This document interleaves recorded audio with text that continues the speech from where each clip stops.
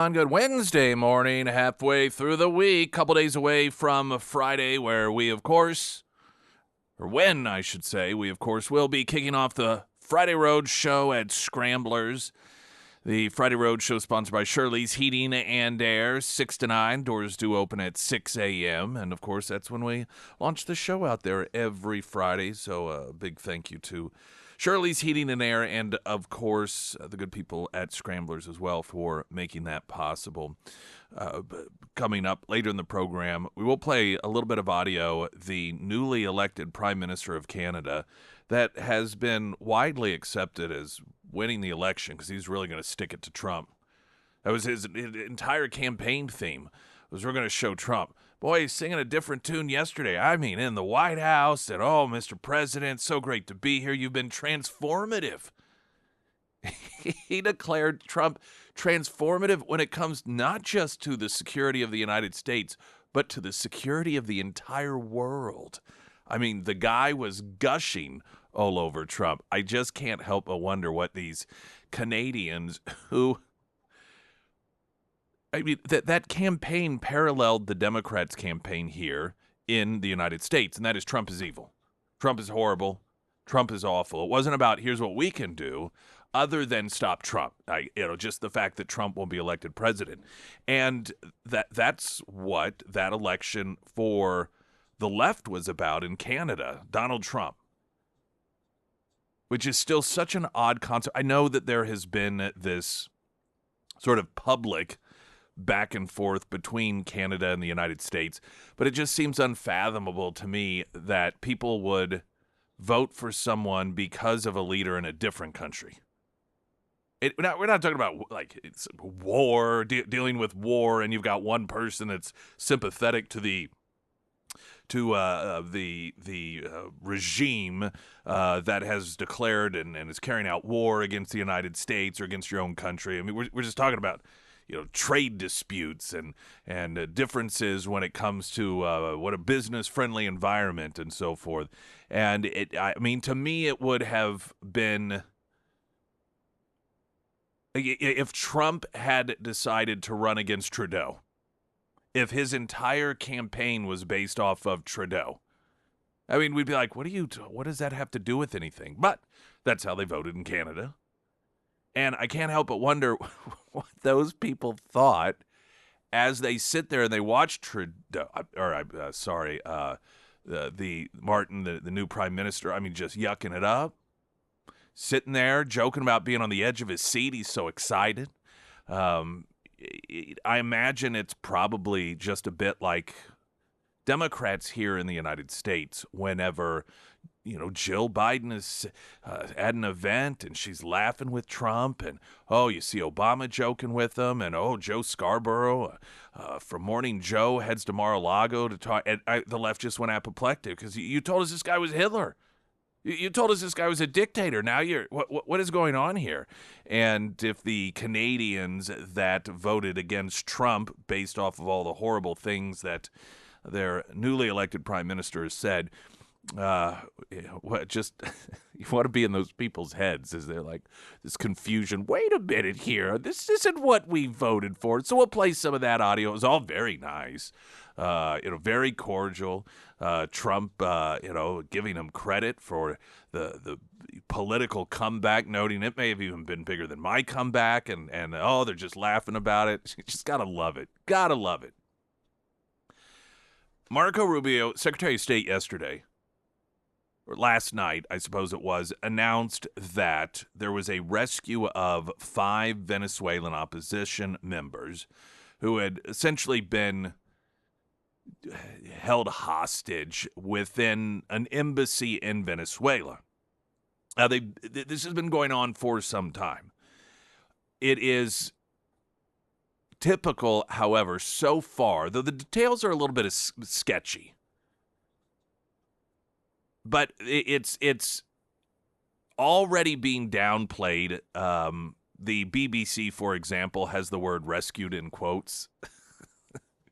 And even better yet, the Associated Press, this is their headline, Venezuelan opposition members leave Argentine diplomatic compound after over a year and are in the U.S.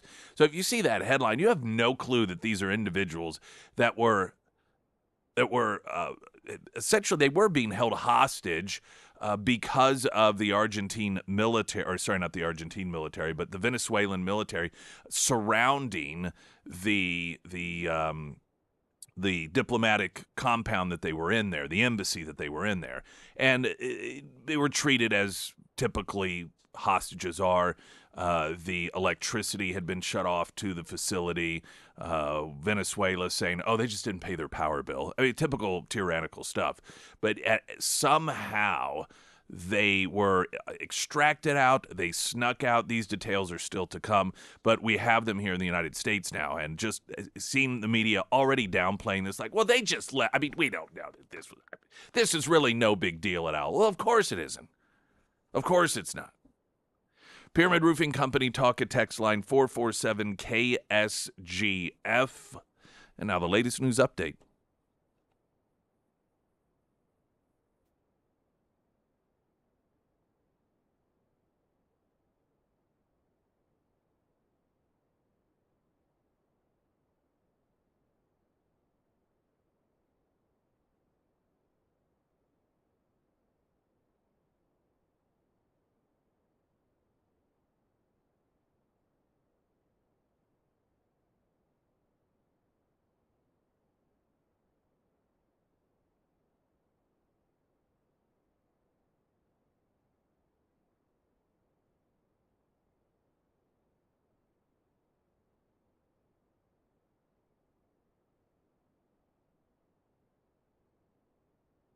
And the first alert forecast from Ozarks First meteorologist Tom Schmidt, sponsored by St. Clair the Ozarks Home Improvements. Today we'll see showers and thunderstorms throughout the day with a high near 65. Tonight, those thunderstorms will continue throughout the night with a low around 55. For your Thursday, rain in the afternoon with a high near 67. And looking ahead to Friday, partly sunny with a high near 70. Is that story that Michael Landis had there. Now, it's an abbreviated story from the version that I read this morning on OzarksFirst.com, and it was regarding the flowers for Mother's Day, and it may cost you more because of tariffs. And again, I'm not a journalist, but you know what was missing out of the story, and I read through it. What? How much more they're going to cost. I mean, to me, that no, I went through now. Well, you would think that would, you'd think that would be important. And again, that's just as a viewer, that is my very, very first thought when I see that, and I read through the story. I'm like, okay, so obviously it's going to vary, I'm sure, but give me an example of if you're going to buy, a standard, what would be a $50 bouquet? Oh, it's going to cost this much more. That's just such an obvious thing I want to know. Now, it was in not that story, but their full story. They, of course, interviewed a florist, and the florist was like, oh, if you have a bouquet, there may be like a stem or two missing. Other than that, it's all going to be the same. So, really, no, apparently, just based off of that description, it's not the sort of thing that the average person's going to notice. But it just, to me, it just sort of, I don't know, it's like the hype of, oh, we got to do a tariff story, But then the important details, because isn't that what matters? Mm-hmm. Like when it comes to inflation, when it comes to tariff, that's the entire focal point of news stories regarding tariffs, is that it will, it's going to cost you more. But we continue to see these stories, and this isn't the only one, obviously, and then there's no discussion about how much more it's going to cost you. And the other part, I suppose, that kills me is the audience at large. I wonder how many people now I imagine this audience has a disproportionately high number of people that wonder that same thing. But you wonder what portion of the population that never even crosses their mind. Like, yeah, this is horrible tariffs. Well, do you know how? Are we talking like 10 cents? Are we talking $10? Are we talking 10%? What are we talking about here? It never crosses their mind to even wonder that. It's just terrible. Just so terrible. We got a traffic update now. I'm Nick Reed.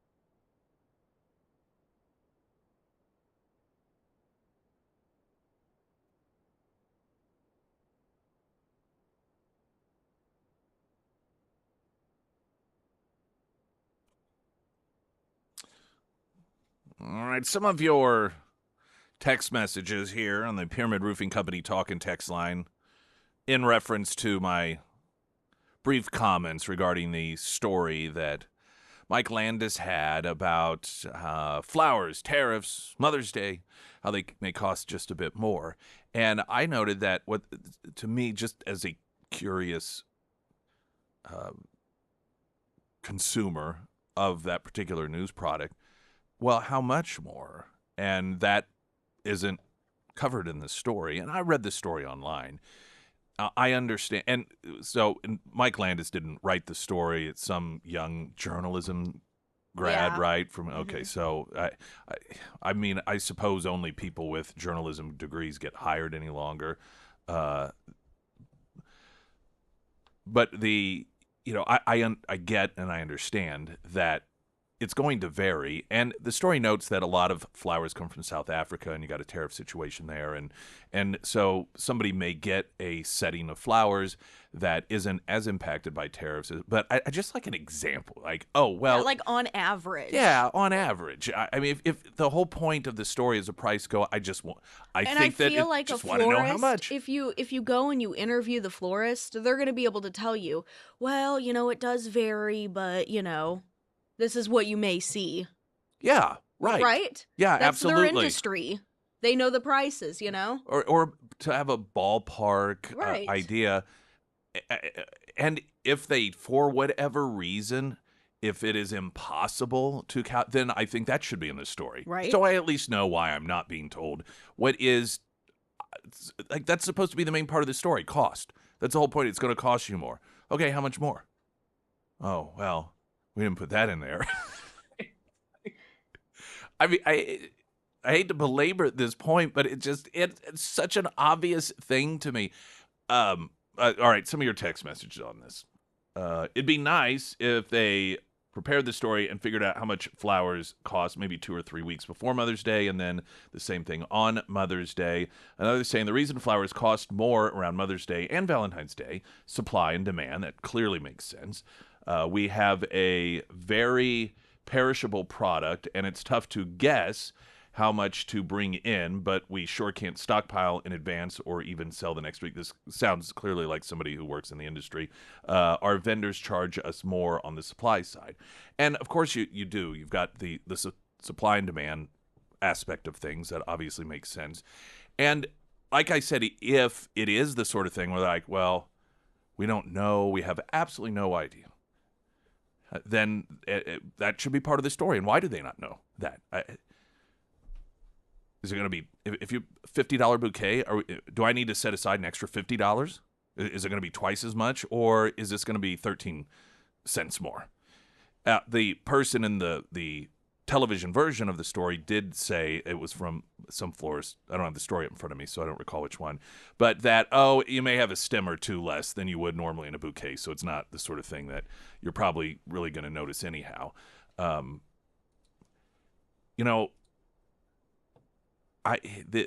state of journalism today is, to me, a prime example of the expert culture and this idea that, you just go to journalism school. It doesn't matter how you come out or what sort of product you produce because you have a degree.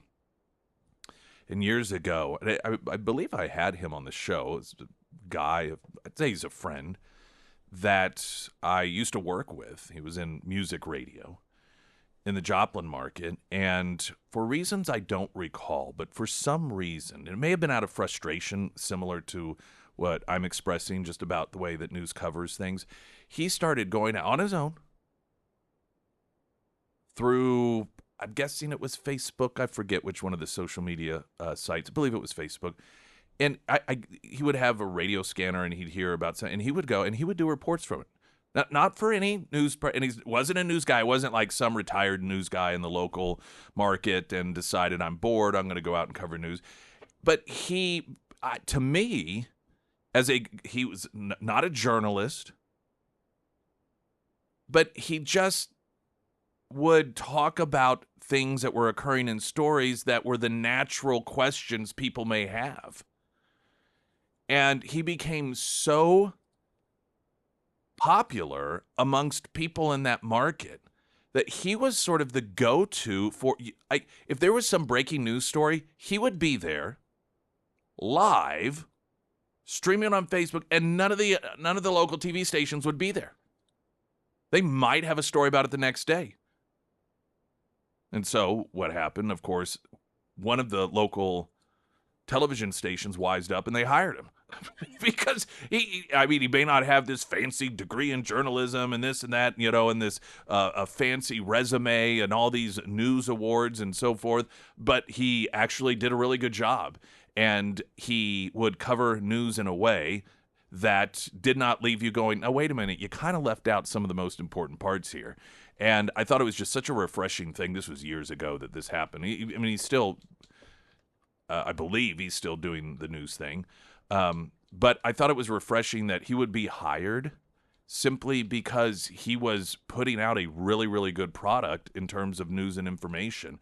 And that's what ultimately mattered. And it just seems as if, well, you just have a degree and you've been an intern this long and you worked here this long and you naturally, so that's really all that matters, not the product that you put out anyway. I mean, people could sit and nitpick how I do my job as well, and I'm sure I could do it much better, so that's just life. Coming up, Marco Rubio, he announced yesterday that there was a rescue of 5 Venezuelan opposition members that had been held up at the Argentinian embassy in Caracas for a very long time. And they were being holed up there because of the Argentine military. And so, one, it's just an interesting story. We don't really yet know what exactly this escape or this rescue, middle of the night, was this, escape onto a tarmac and then they jump onto a helicopter. We don't know the details of it. But what we do know is that it's already being downplayed by the media, the BBC putting the word rescue in quotes, and the Associated Press, which of course is just pathetic, flat out has a headline saying that Venezuelan opposition members leave Argentine diplomatic compounds. It's just like anybody leaving work or anything. Just like you leave work today, or you leave church, or you leave the restaurant. It's just all the same thing.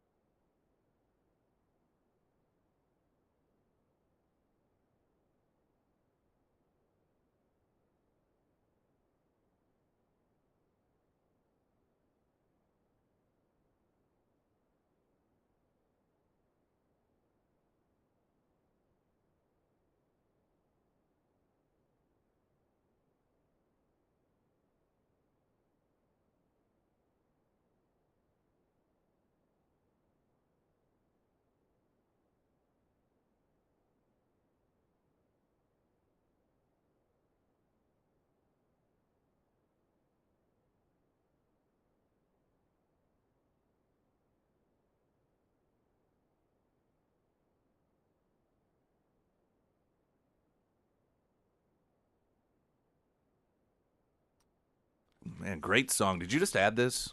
I don't think so. I've been messing around with our bumper music, so it probably just got shuffled. Yeah, great song. Great band. Yes. Marco Rubio. All right, here's the background of what has been going on. Now, you got the dictator in Venezuela, Maduro, and he won the last election despite the fact that there were all sorts of clear voting irregularities. I mean, frankly, they were a lot of the same irregularities that we saw in 2000. The vote counts were going one way, and then all of a sudden they're going the other way, and there were, as best as possible, these independent audits of votes showing that there's no way that Maduro should have won. But he just declared, yes, I did, and I'm going to start rounding up anyone who says otherwise. There were protesters in the street. He would round them up, put them in prison, claiming they were a danger to national security. When you look at the way that Maduro got elected and the way he treated political opposition was actually it was remarkably paralleled to the Biden administration and the way the Biden administration treated political opposition. And part of what was humorous about it is the Biden administration told them, we're going to put sanctions on you unless, this was well into last year, unless you allow the opposition to pick a political candidate to run against you. And he was like, oh, okay. And then the Democrats would go to court in the U.S. or the secretaries of state that would try and have Trump thrown off the ballot. So Maduro just started doing the same thing there, which I thought was pretty clever because, hey, how can you criticize me when I'm just doing exactly what you're doing? And so then the election would occur. Maduro would declare himself a winner, and he would start rounding up political opposition. Well, there were 5 Venezuelan political figures that were seen as the most problematic. It's probably like their Giuliani and, the people that, if you were to equate them to those who surrounded Trump, that were more high profile. And so the dictator really wanted to nail them to the wall. And one day they walked into the Argentine embassy in Caracas. And this was something that they were allowed to do. Milei, the libertarian-leaning president of Argentina that has totally turned that country around, welcomed them in. And as you can imagine, this really ticked off the dictator, Maduro. And so he, pretty much said that, you guys are out of here. And so the Brazilians said, well, okay, we'll protect the embassy then. And then over the past 8-9 months, however long it's been, they've done everything they could in order to try to force the political opposition or hostages out. And I say hostages because they couldn't leave. Electricity was cut off to the facility. They made it just a living nightmare there. And these 5 opposition leaders have been stuck there. Well, these are the people that Rubio announced, hey, this is awesome. These hostages, they are out of there, and they are safely in the United States of America now under our protection. What coordination took place, who knows? And this could be a situation where maybe even Maduro was in the back channels told by Marco Rubio, listen, you think that you have economic problems now. We will absolutely destroy you unless you let these guys leave. And it's, but we'll, quote, rescue them so it doesn't look like you are bending the knee to us. You just don't know exactly yet how all of this played out. Details are still sketchy. But it does conjure up the imagery of sneaking out in the middle of the night under cover and, running across fields to a tarmac and having a plane land. And, it could be much, much less dramatic than that. But the headlines are already doing what they can to downplay this, to make it seem like, oh, Marco Rubio, he's just playing this up. BBC headline, 5 Venezuelan opposition members, quote, they put, quote, rescued from Caracas, U.S. says. The Associated Press, which laughably by many people in the media considered the AP to be the standard for journalism, has the headline, Venezuelan opposition members leave Argentine diplomatic compound after over a year and are in the U.S. So, they just left. That's all. No big deal. It'll be interesting to see what level of theatrics was involved in it and excitement. I don't mean theatrics for the purpose of theatrics, but, was this sort of thing that could ultimately be made into some sort of movie because of the intrigue and the secrecy of it, or was it something that was much easier? Either which way, it's really nice. And you look at the difference between the Trump administration and the opposition here in the United States with the media and the Democrats, while Democrats are doing everything they can to get into this country people like, an El Salvadorian who is in this country illegally, couple restraining orders for beating his wife, gang member. That's who the Democrats try to quote rescue. While the Trump administration actively looks to rescue hostages that are being held hostage by dictators who are freedom fighters. And I just think it's a very telling difference about priorities and about, what sort of person is a priority to the Trump administration versus the Democrats. And it is just about as stark, as black and white, as clear as day as you can possibly get. And the juxtapositioning of the people they put up and hail as needing rescued versus what the Trump administration does, I think it just really highlights the clear division as to the culture of the Trump administration versus the Democrats and the media, and the priorities, the morality, just the soul, if you will, of those two, and what a different approach the two take. Springfield's Talk 104.1. I'm Nick Reed.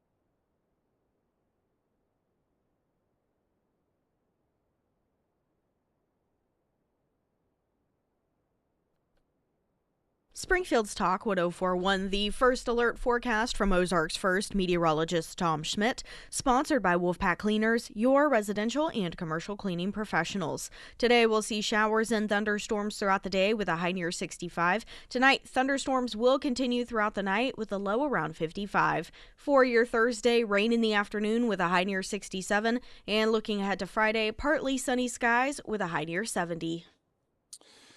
There is some new analysis done regarding the future gas prices in California due primarily to their regulations and their taxes and the increasingly hostile environment towards refineries.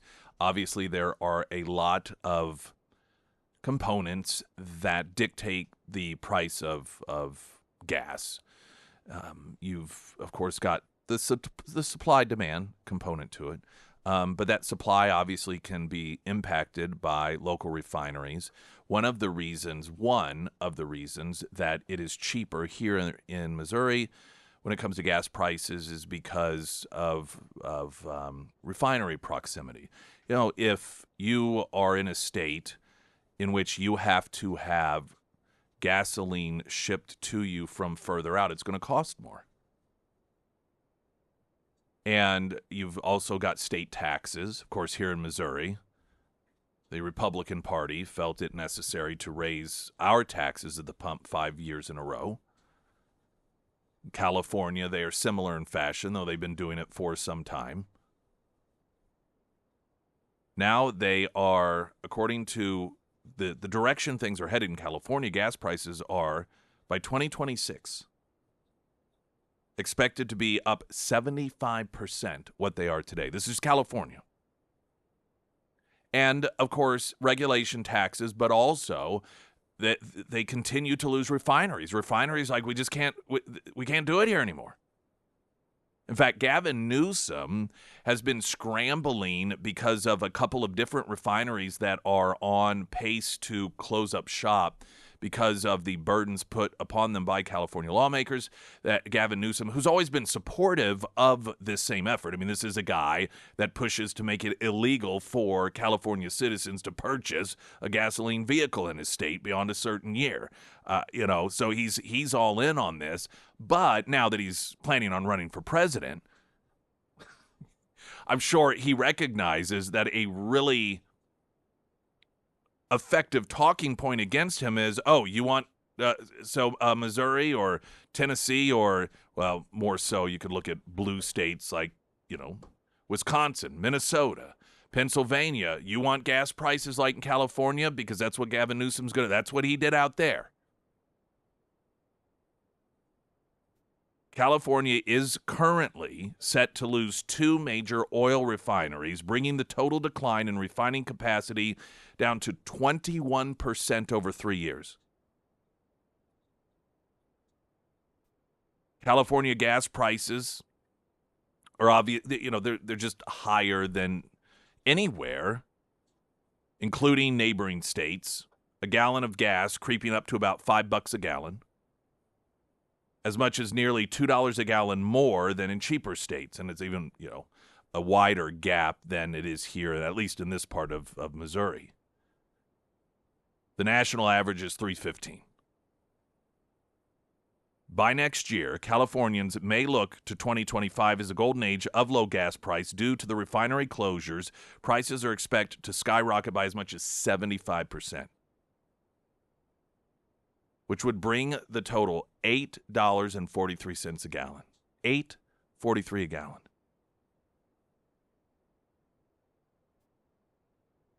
Now, this is in line with the way that Democrats operate. They push regulations and legislation that make it much more expensive. And eventually what happens is you have a diminishing middle class because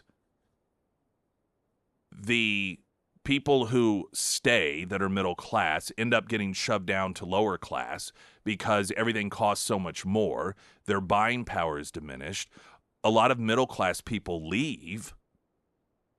So you have the middle class either leaving or getting shoved down into the lower class, and then the uber wealthy liberal Hollywood elites, these Silicon Valley liberals and so forth. It really doesn't matter to them because most of them don't even do their own budget anyhow. They couldn't even tell you how much it costs to fill up their limousine. It's irrelevant to them. This is the mind-boggling thing to me. And just it's a real insight into how self-destructive human beings will be. From the outside, you and I see it, but it's not just being on the outside, because there are a lot of liberals that are right, here in this particular area that vote for people that, if they were in charge, would put into place the same policies that you see out in California. Consistently. In areas of the country, be it a city or a full-blown state like California, with cities that are also run by Democrats and have been for generations with this one-party rule system, you have a massively larger income gap than you do in other parts of the country. You have worse education levels. You have much higher crime. Going back hand in hand with the income gap, the poverty level is much higher. You have homelessness to a much more significant degree. Not to mention just things like, people crapping in the streets and shooting up. I'm sure some of you have seen the videos. It is like Walking Dead. People will post videos walking down some of these streets through areas of Los Angeles or San Francisco, and it's like zombies. Just out of it. Not to mention what we observed horrifically, the lead up to the fires out in California, and then the pathetic response to those fires. And you see this, and then gasoline prices, $8.43, and this is all deliberate. This isn't even asleep at the wheel, where you have people that are incompetent in charge and just refuse to see that this was going to naturally come around the corner, and that if they didn't proactively handle it, then it was going to, cause this sort of increase. It is deliberate that these things occurred. You shut down 2 refineries in addition to everything else that you've done. They largely, over time, have had to rely on Washington state refineries to make up the shortfall. But those refineries are reaching production limits at this point, so they're not going to be able to bail California out. And so what you can end up with is, they're going to get it from China. Once again, helping out foreign adversaries because of their own total and complete incompetence. And you look at the political landscape, and Gavin Newsom is the guy that Democrats, or some at least, see as, well, I don't know, maybe he's the next one. But it's the other thing about this, and his recent efforts to try to get waivers and make it possible for these refineries not to shut down, shows that he knows his policies and the policies of the Democrat Party are hurtful to middle class and lower class people. Why else would he do this? Why else would he try and essentially find loopholes or create loopholes in the regulation and the laws regarding energy in California so that these refineries don't shut down? Because he knows it's bad. And the behavior of some of these elected Democrats, it proves they know that their policies are harmful for working Americans, which is why they try and cover it up or undo it or negate the effects of it every time they are having to either run for re-election or run for a higher office. Or they just deny they had anything to do with it. Kamala Harris as border czar is a perfect example. In that case, what border czar? I've never even heard of such a... Trump made that term up.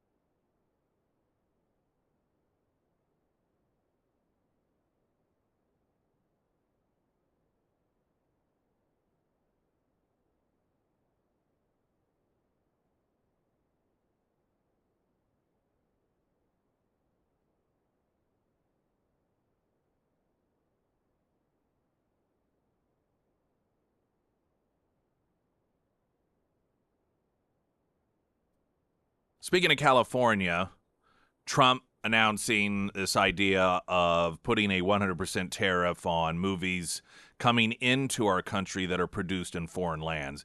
Now, I frankly, from a logistical standpoint, I don't really know how that would work because of the nature of how films are made and how fluid locations can be.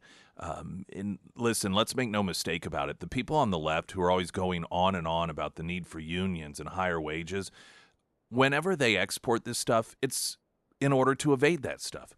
Canada, for example, post-production stuff is done so often in Canada because Canada's union laws are not as strong as they are in the United States, particularly in California. So it's a way for them to not have to abide by all of the union regulations that they're always out touting. These people are just such lying hypocrites. And who knows, maybe part of this is to expose them. But in order to get an idea, I thought this would be sort of interesting. And I've played this audio before because, people in Hollywood, they hate Trump. So they're like, this is awful. This is horrible. We don't need anything like this. I'm going to play audio. This is a podcast with Rob Lowe and Adam Scott. And the discussion is about what has become of Hollywood. Oh, I don't have it up over here. Sorry. Okay, now I'm ready. No, wait, I don't need it up. Oh, I need it up. Sorry. Our board is all convoluted now because of the power surge we have. But anyhow, okay, go ahead with the audio. It's interesting that you shoot the floor there. It's cheaper to bring 100 American people to Ireland than to walk across the lot at Fox. Right. Past the sound stages and do it there. Crazy. Do you think if we shot Parks right now, we would be in Budapest? 100% we would be. We'd be in Budapest. We would be. It's so weird. There's nothing shoots in Los Angeles. Nothing. I had my next show already done, scripts, deals closed. Yeah. And they said, we're shooting this in New York. And I said, I'm not moving to New York to do this. Yeah. And then it went away. The show's done. I'm not doing it. Wow. No shit. Yeah, I'm not doing it. It's just too expensive to shoot here. There are no tax credits. So, all those other places are offering 40%. Yeah. 40%. Oh, yeah. And then on top of that, there's other stuff that they do. Yeah. And then, that's not even talking about the union stuff. Mm-hmm. That's just tax economics of it all. So it's criminal what the California and LA have let happen. It's criminal. Everybody should be fired. It's a bummer. We have our office on Radford lot where we used to shoot Parks. Yes. And it is quiet over there. Quiet. That place, when we were shooting our show, hustling. Oh my God, every stage was filled and working, and it's really weird. Super, super weird. I love that little lot. Me too. Now, they open up talking about a game show that Rob Lowe is currently, I guess the show's still on, I haven't watched, called The Floor, and it's got all these contestants on the floor. I don't know exactly how. It was one of those evening game shows. And he opens up talking about how that show is filmed, everything's done in Ireland, because it is cheaper to take all of the contestants, all of the production crew, all of everything, fly them to Ireland, put up accommodations in Ireland, than it is to do business in California because of taxes and regulations and the antiquated union rules. The California policies driving jobs, even Hollywood jobs, out of California, and they're talking about how these lots are empty. Nobody's doing movies here anymore. And what is amusing is now Trump can't force California to have a more business-friendly environment as a state. He can't force them to cut regulations. He can't force them to cut taxes. But what he can do is, through tariffs, make it so that it is more expensive to do it elsewhere so that it does go back to California. Now, while some people may say, well, that really sucks, well, whose fault is that? That's the fault of California. What I do think is amusing, though, is here you have a conversation between two people. They're not conservatives. You got Rob Lowe, you got Adam Scott, Hollywood, and they're openly discussing this, which suggests to me that everyone in Hollywood knows this. In Los Angeles, they know that this problem exists and how much it sucks and how it's a tragedy to the point that Rob Lowe's like it's criminal. People should go to jail for this. So Donald Trump comes along with a solution, and all of a sudden they're against it. All of a sudden, well, that's who do you think you are? Now, that is a stark example of people who hate Trump so much that when he comes up with a solution to a problem that they have been complaining about, all of a sudden, they don't want it. Springfield's Talk 104.1, I'm Nick Reed.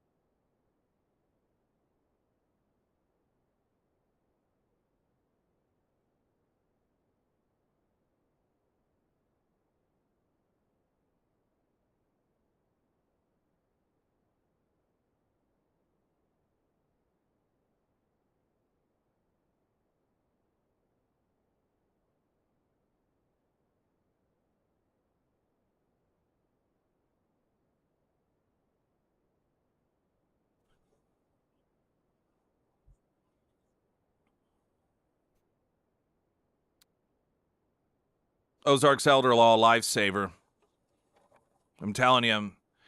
Now, you may think, well, we're so ahead of the curve on this stuff. You know, we're smart. We know what we're doing. We've got we don't have a lot. We've got the family farm. We've got the home that the kids grew up in, and it's all paid off. So we're going to leave it to them. 10 years ago, we took care of this. Things change.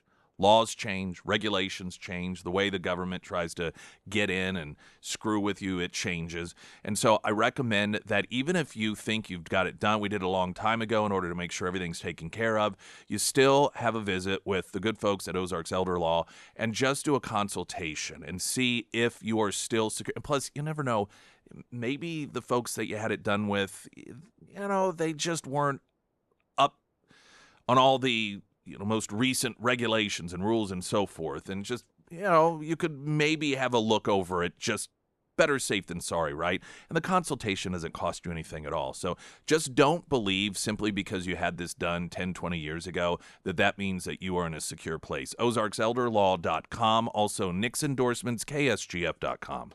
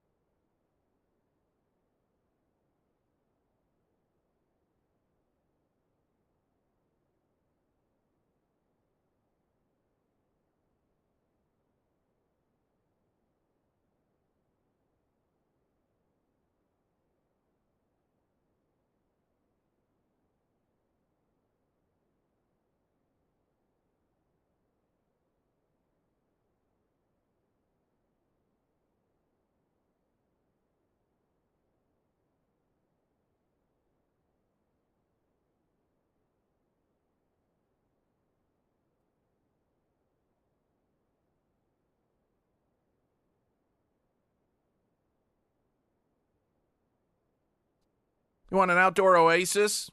Build it. Well, not you. You don't have to. You got Hunter Hardscapes and Outdoor. I know this is who I'm in queue to have do mine, work with them some time ago in order to design one that accommodates what I'm looking for, what my needs are. And it isn't, these aren't folks that you call them up and then they'll be there today and in 2 days they're going to have the job done. You can probably find people that'll do that. It's not their primary job. They may have only worked for the company for a couple weeks, but what we've got with Hunter Hardscapes and Outdoor, these are long-term employees. These are people that put a lot of dedication into it.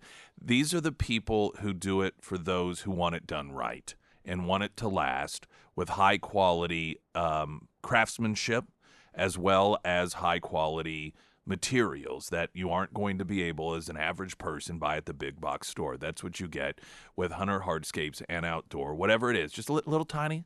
Maybe it's just like, I just want a little 6x5 place to sit, or I want to turn half my yard into an oasis. I want to utilize that space in order to improve not just the value and equity in my home, but my just overall experience at home and that ability to entertain people. If I want to, by myself, with others, just make the neighbors jealous, whatever it may be. Hunter Hardscapes and Outdoor, you can find them at hunterhardscapes.com. Also, KSGF.com, Nick's endorsements. Talking in the last hour about the announcement Trump made, I think it may have been the end of last week, about 100% tariff on movies that are produced outside the United States. And logistically, I don't know how exactly that would work. What would qualify that? Because movies, and they have been for some time, they are a patchwork oftentimes. And because your product you're producing is, in this day and age, largely digital, you can have people in different corners of the world doing different things. It's not like manufacturing a pencil where you have to at least have the finished product, that production in one place.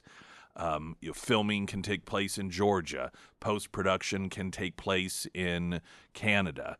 Then you can, of course, have some filming in different parts of the world. And so how would that work? I don't know the answer to that.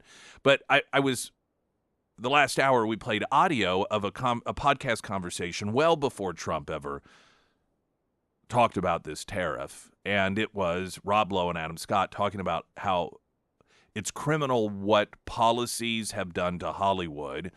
And it's driven Hollywood from Hollywood. It's made it so expensive that jobs aren't happening. And Rob Lowe talked about how this show that he's on called The Floor, that it's filmed in Ireland because it is cheaper to fly all of the contestants, all of the production crew. Of course, I'm sure that there are some people in Ireland that are hired because of it, so jobs created there.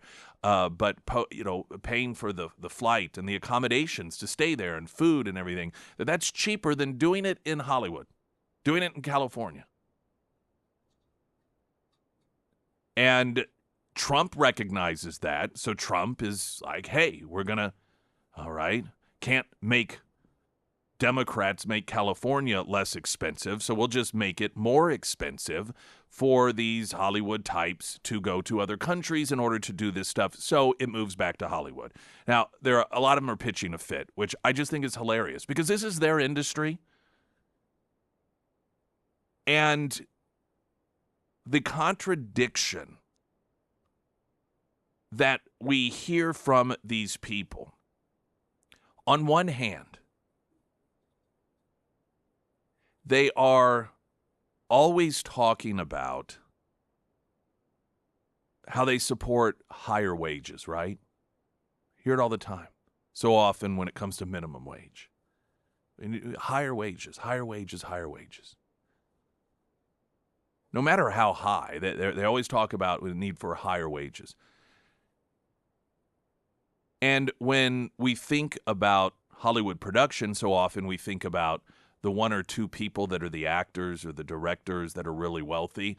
But you ever sit through the credits of a movie?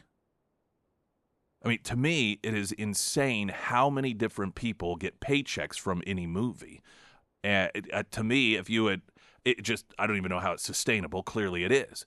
But those aren't rich people. Those are people that are making what should be middle-class incomes, but it's California, so a lot of them are lower income. But what happens is, because of the taxes and regulations and cost of living in California, this stuff gets shipped into other areas of, sometimes it's other states, by the way. Georgia is a big one because of tax credits that they have there. But obviously they are filming in other countries as well, or they do some of the production in other countries so that they don't have to pay as much. Now, Trump is saying we need to stop that. The left, much of the left in Hollywood, is pitching a fit over it. I've seen some lefties complain that it's going to cost more now to go see a movie. Well, if it does cost more, that is the result of the fact that people here in America are going to get paid more to do the job because they are put in a position where it isn't cheaper to do it in China, so the jobs are instead going to be right back here in the US of A. And yes, they'll get higher wages. But I find it quite perplexing that people on the left, when it comes to tariffs and jobs coming back to the US of A, they're opposed to it because, well, those people are going to have to be paid more. They're going to have to get higher wages, which means things are going to cost more. But then on any given other day, they're out there talking about the need for unions in order to make sure that people get paid more. Well, which is it? You people on the left, do you not see the conflict of your own positions? One day you're complaining that people don't make enough, that there need to be higher wages, and then the next day you're complaining that these tariffs are going to cause people to get paid more, which means the products are going to cost more because they're higher wages. Okay, I thought that's what you wanted. So now we don't want people to get higher wages? So the left is now for lower wages for workers because that's what they're arguing for. Anytime they are arguing against a tariff, it is based off of it will make things cost more, even if those jobs get moved back to the U.S., because then you're going to be paying people more. Apparently, UAW recognizes what this means the Teamsters, because their labor union is overjoyed that Trump is talking about doing this. They're like, it's about time. Monday saying it's a strong step towards reining in the studio's un-American addiction to outsourcing members' work. And that is what they do. I mentioned earlier, a lot of post-production is done in Canada so that they don't have to abide by union rules.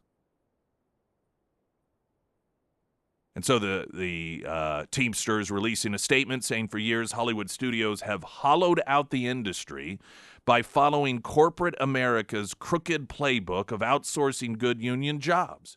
Studios chase cheap production costs overseas while gutting the American workforce that built the film and TV industry.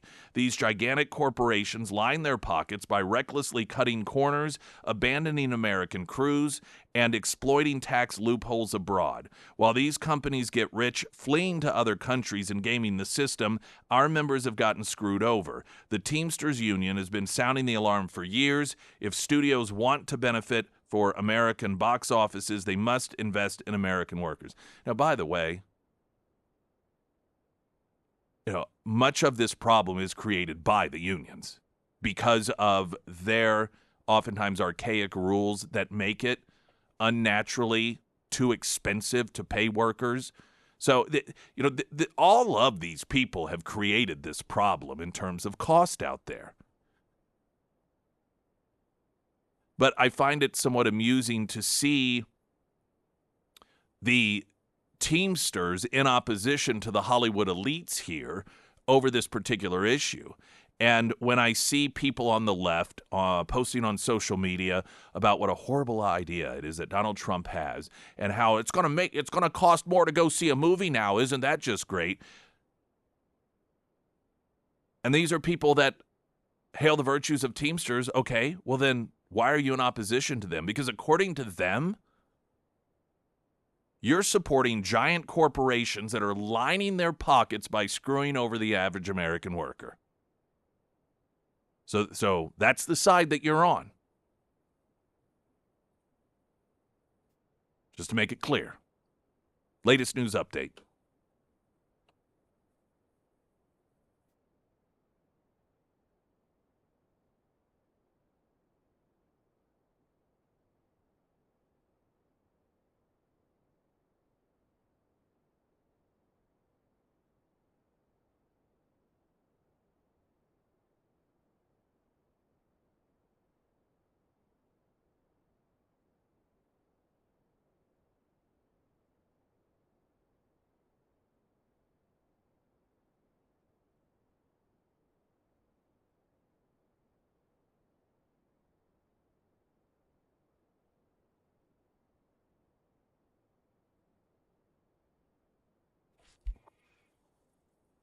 And the first alert forecast from Ozarks First meteorologist Tom Schmidt, sponsored by St. Clair the Ozarks Home Improvements.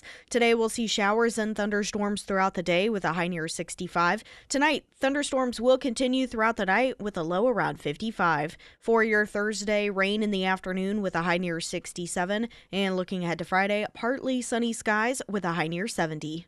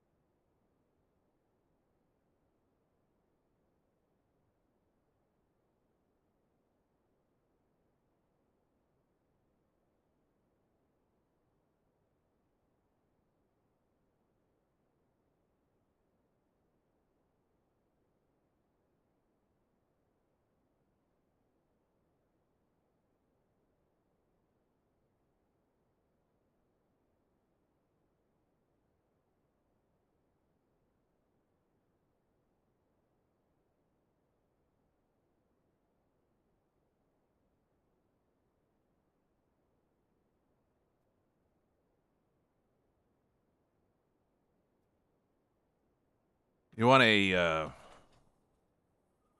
real look at how left Springfield is becoming? The council on at Monday night's meeting had to select a new person for the mayor pro tem job. This is sort of like vice president, if you will. And the individual that won is formally her job was DEI stuff. The headline Springfield News Leader, because all that matters is race. Heather Hardinger becomes first black woman to be elected as Springfield mayor pro tem. When Heather Hardinger was first elected to Springfield City Council in April, she became the first black woman to sit on Springfield's council. On Monday, May 5th, her council colleagues elected her to serve as the city's mayor pro tem, making her the first black woman to take on the role. Well, la-di-da.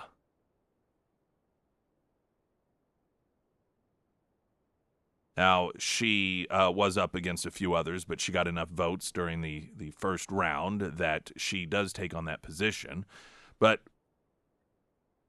as the last sentence in the story reads, Hardinger works at Cox Health as Director of Consumer Experience, previously leading the hospital system's diversity, equity, and inclusion efforts. At a time when much of the world and much of the United States is waking up to the extremely divisive and destructive nature of DEI, the city of Springfield's like, oh no, we'll have some of that, please. We'd like that to have leadership role in our community and in our government. Now, I'm not saying that she's a bad person. I have no idea. She could be just fantastic. But I think it should be of grave concern when the city decides to put someone in charge who led efforts for DEI, given how destructive and divisive we know that it is. The number of businesses that have really realized how destructive it is and have said, you know what, we've learned our lesson, we're not going to do this any longer, as we have watched the product of DEI pour out onto college and university campuses with this anti-Semitism that is a product of DEI, and the city of Springfield says, yes, that's the direction we want to go. I think people, they know that Springfield over time is becoming more and more to the left. I think that there is this instinct to believe it's due more to incompetence than a deliberate effort. Just typical lefties. They don't know what they're doing. You know, they just think they can magically make everything wonderful, and they don't have to worry about reality, and they don't have to listen to the citizens. And because, you know, they're the elites. They know, they get it, and it's that sort of, you know, ignorance on their own part and incompetency that leads to the destruction we get with leftist policies. But when you see they deliberately put someone in charge who has led DEI efforts, it's not just incompetence. It's deliberate that they're doing this to the city. And it's not difficult to predict what will happen, because look at what happens to any city that decides to focus on DEI or put people in positions of leadership whose background is in DEI. Are there any examples in which it turned things around for the better? Doesn't seem like it to me.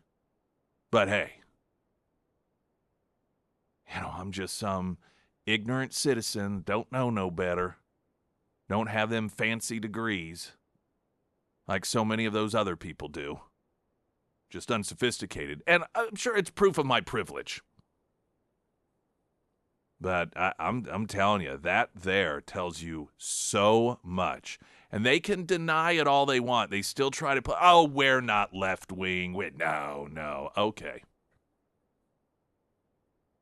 I mean, even relatively moderate leftist organizations have moved away from this DEI stuff to see City of Springfield say, no, let's embrace it and move full force forward in their pick for leadership. This is not a good sign for the City of Springfield. Hey, but democracy. This is what the voters want. Springfield's Talk 1041. I'm Nick Reed.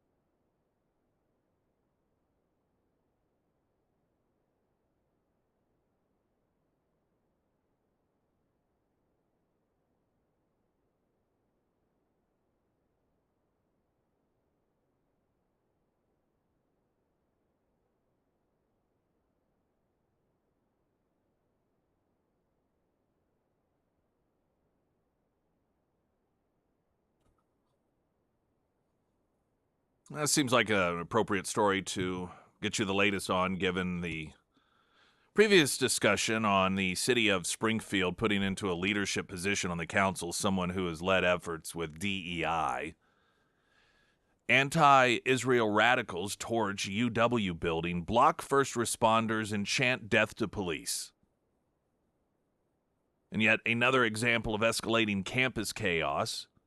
Anti-Semitic agitators at the University of Washington took over an academic building, vandalizing property, started fires, all under the guise of protest. The group occupied the interdisciplinary engineering building, blocking entrances, disrupting operations. Authorities responded swiftly, arresting 30 individuals for trespassing and disorderly conduct. No doubt the next 30 heroes within the Democrat Party. University officials condemned the actions, calling them criminal and unacceptable, especially as many demonstrations across the country continue to cross the line from protest into outright lawlessness. Last week, dozens of pro-Palestinian and Antifa protesters took over a building on the University of Washington's campus. There, they set fires to oppose the college's partnership with Boeing. The largest aerospace and defense manufacturer, the group, Super UW, announced on Facebook that it had taken over the new engineering building funded by Boeing, claiming the protest was in response to the company's defense contracts and its role in helping protect Israel from, finishing what Hitler started. Vehicles were lit on fire. Emergency vehicles were blocked. The protesters threw scooters and bikes into the flames, causing lithium batteries to explode. The fire burned for 45 minutes before authorities intervened, partly because the fire became dangerously close to the campus buildings. While the protesters shouted, "Abolish the police, every cop dead is a victory for the resistance, death to the police." So we continue to see the product of DEI teachings, and it's not something that is born on university campuses. It's really fine-tuned there. Unfortunately, this is something that is being taught through numerous avenues in our country. The schools, they may change the names to some degree, but the premise is still the same. And that is, we tell you who the bad guys are. As long as you join us, we're the good guys. It doesn't matter what the issue or the outcome is. You just know that we're good, they're bad. And the ends justify the means. And that's how you end up with this level of anti-Semitism, because Jews are clearly the oppressors. And so any effort to protect Jewish students, as the Trump administration has done, or if you have a situation like Boeing that provides any sort of assistance to the Israelis to protect themselves from the second Holocaust, you are the enemy, you're the oppressor. That's DEI.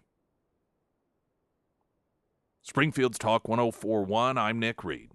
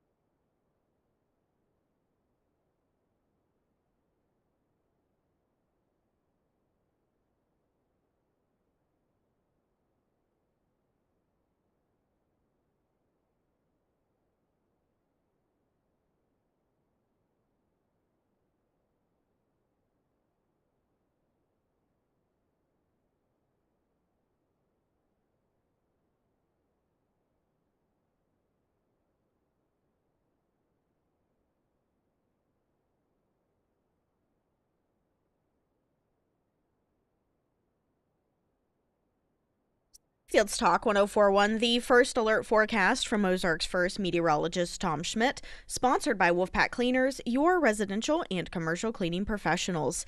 Today we'll see showers and thunderstorms throughout the day with a high near 65. Those thunderstorms will continue throughout the night with a low around 55. For your Thursday, rain in the afternoon with a high near 67. And looking ahead to Friday, partly sunny skies with a high near 70. A couple of your Pyramid Roofing Company talk and text line messages asking what percentage of these students are expelled afterwards. The thing is, a lot of these individuals aren't even students, or at least those that lead it. Sometimes they are, sometimes they aren't. They are oftentimes just off-campus activists that come on campus. And it's going to depend on the university. I mean, part of the problem is what we have seen is even when it's somebody who lied on a visa application to come to the United States, and then the United States like, okay, you're not invited here any longer, people on the left demand that they stay. You know, when somebody comes here on a student visa, they sign off pledging, yeah, I'm not going to offer any sort of encouragement or support to terrorist organizations. I love America. That's sort of like, hey, if you're going to come here, we want to make sure you don't want to do us harm. And when they violate that, and this administration says, okay, we're going to revoke your visa, the left pitches a fit about it. Because to them, we want as many anti-Americans here as possible. We want as many pro-Hamas people here as possible. We want as many anti-Semitics here as possible. There's another DEI story. People protesting a Turning Point USA event at the University of Washington in Seattle yesterday threw literal human feces at students checking in to hear speech advocating against girls being forced to compete against boys.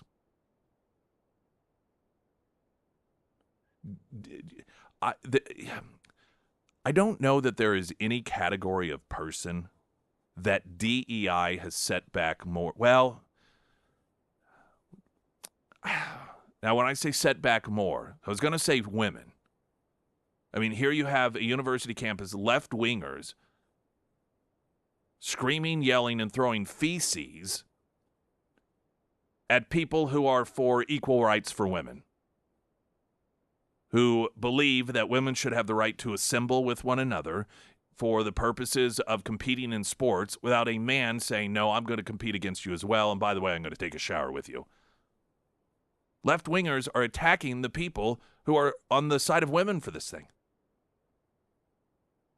Now, clearly, the product of DEI is extremely hostile to the Jewish people as well, but that level of hostility has always existed. It's just been a bit more quiet, where I think it's fair to say that the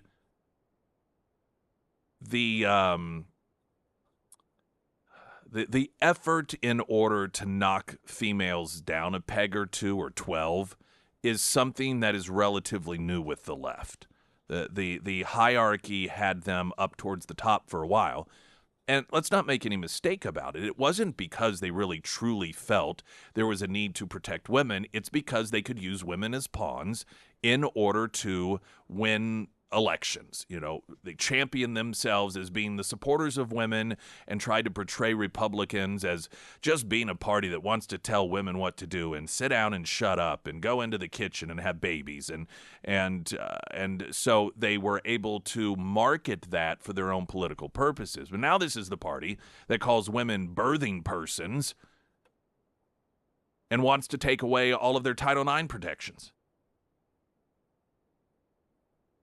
And a lot of it, again, product of DEI. I want to play some audio yesterday. I just love this. Canadian Prime Minister Mark Carney, who campaigned for the prime ministership against Donald Trump. Now, why was he campaigning against Donald Trump? Well, that's what the left does. Now, I know Trump wasn't on the ballot there. Trump wasn't even a choice there. But when you don't have anything else to campaign on, you just find a boogeyman And then you claim that I am the answer to stop him. And in this particular case, it worked. You can imagine the level of disappointment so many people who voted for and campaigned for Mark Carney must have felt yesterday as he heard him gushing over Donald Trump to Donald Trump's face from the White House.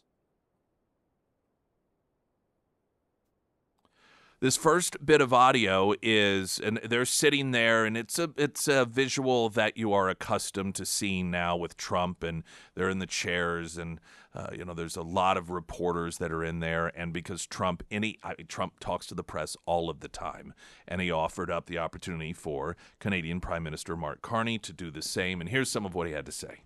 Would you like to say a few words? Well, thank you, Mr. President. I'm on the edge of my seat, actually. But thank you for your hospitality and above all for your leadership. You're a transformational president, focus on the economy with a relentless focus on the American worker, securing your borders, ending the scourge of fentanyl and other opioids, and securing the world. Well, that sounds like a different guy, doesn't it? I try to put myself in other people's shoes, and I'm thinking, all right, I'm a left-winger Canadian, and I voted for this guy because Trump is awful, and we're going to stick it to Trump, and I'm in charge, we're going to show Trump, and then you turn out, you're like, all right, we're going to see the fireworks now. He's really going to show the orange man. Let me tell you what, right now, the world's going to see that we Canadians aren't these friendly, rosy, golly gee williker kind of people after all. We're really going to stick it to him, and then here there are guys like, oh, yeah, Trump, I just want to thank him. He's transformative. I mean, this guy, he's a protector, not just of the country, but the world. The world. I just love to hear the reaction of his supporters. There was discussion of the 51st state. And, frankly, this is how these conversations should go, I think, in a vacuum outside of all of the total BS rhetoric coming from Carney in the lead up to the election. If you separate it from that, this is the sort of conversation that I think adults who have opposing perspectives on things should be able to have. And by the way, it's one of the reasons that so many people, particularly those who are in opposition to Trump, after they meet him, it just kills them because they like the guy. And it's because he's nice to them. And here they are discussing the 51 state issue. Well, if I may, as you know from real estate, there are some places that are never for sale. That's true. We're sitting in one right now. Buckingham Palace, you visited as well. That's true. And having met with the owners of Canada over the course of the campaign last several months, it's not for sale, won't be for sale ever. But the opportunity is in the partnership and what we can build together. We have done that in the past. And part of that, as the president just said, is with respect to our own security. And my government is committed for a step change in our investment in Canadian security and our partnership. And I'll say this as well, that the president has revitalized international security, revitalized NATO, and us playing our full weight in NATO, and that will be part of it. And they have. I must say, Canada is stepping up the military participation because Mark knew, they were low, and now they're stepping it up, and that's a very important thing. But never say never. Never say never. All right, so never say never. And Carney, he kind of mouths never and smiles. There again, however, here Carney is crediting Trump with making the world safer.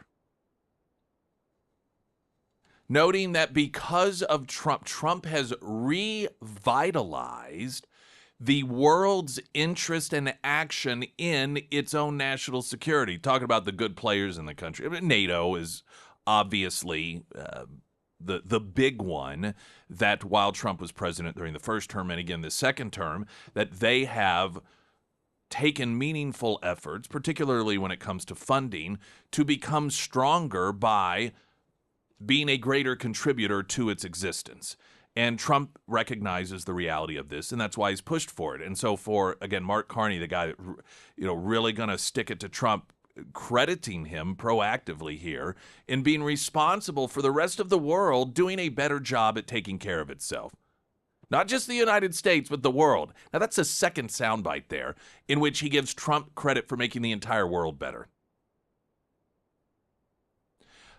Finally, the third bit of audio that I wanted to play here was what's this one labeled? His comeback. Oh, yeah. So Trump, I just thought that this was kind of funny, talking about Trump he's largely crediting him. Oh, wait. All right. Trump is crediting himself to some degree with Carney's victory, which I just think is hysterical. Here's that audio. Won a very big election in Canada. And I think I was probably the greatest thing that happened to him, but I can't say it for his party was losing by a lot, and he ended up winning. So I really want to congratulate him. It was probably one of the greatest comebacks in the history of politics, maybe even greater than mine. Being complimentary there. Maybe his comeback was even bigger than mine. The thing about Carney in this situation is that if you see the visuals, he does not look uncomfortable. He looks perfectly at ease. And listen, this is a guy who's big into the banking world. This is a guy who knows how it is that you've got to schmooze, so he gets it. And the takeaway of this is that what he was selling in terms of his his future interaction with Trump to the people of Canada is total BS. Total BS. So many of the people who voted for him, and all you had to do is see every headline about his win in that election referenced Trump. And the people who voted for him after he campaigned on really sticking it to Trump, really letting him have it, really showing him, who's in charge, that sort of whole presentation. And that's what has been credited with his win, because it fueled the sense of nationalism. Yeah, we're going to show them. We're Canada. We're going to stick, America has thought they're so big and Trump thinks he's so big. We're going to really show them now. And this is what they got. Now, I'm not claiming that this means suddenly Carney is going to start acting in the interest of Donald Trump or the United States. I do believe his policies are going to benefit us to some degree by, unfortunately, running Canada further into the ground. It's going to help some industries. It may be a little detrimental in others. So this isn't a guy that is going to be beneficial, unfortunately, to the Canadians. But if these Canadians thought that they were going to have somebody that comes out as a huge fighter against Trump, they've got to be gravely disappointed after yesterday's display.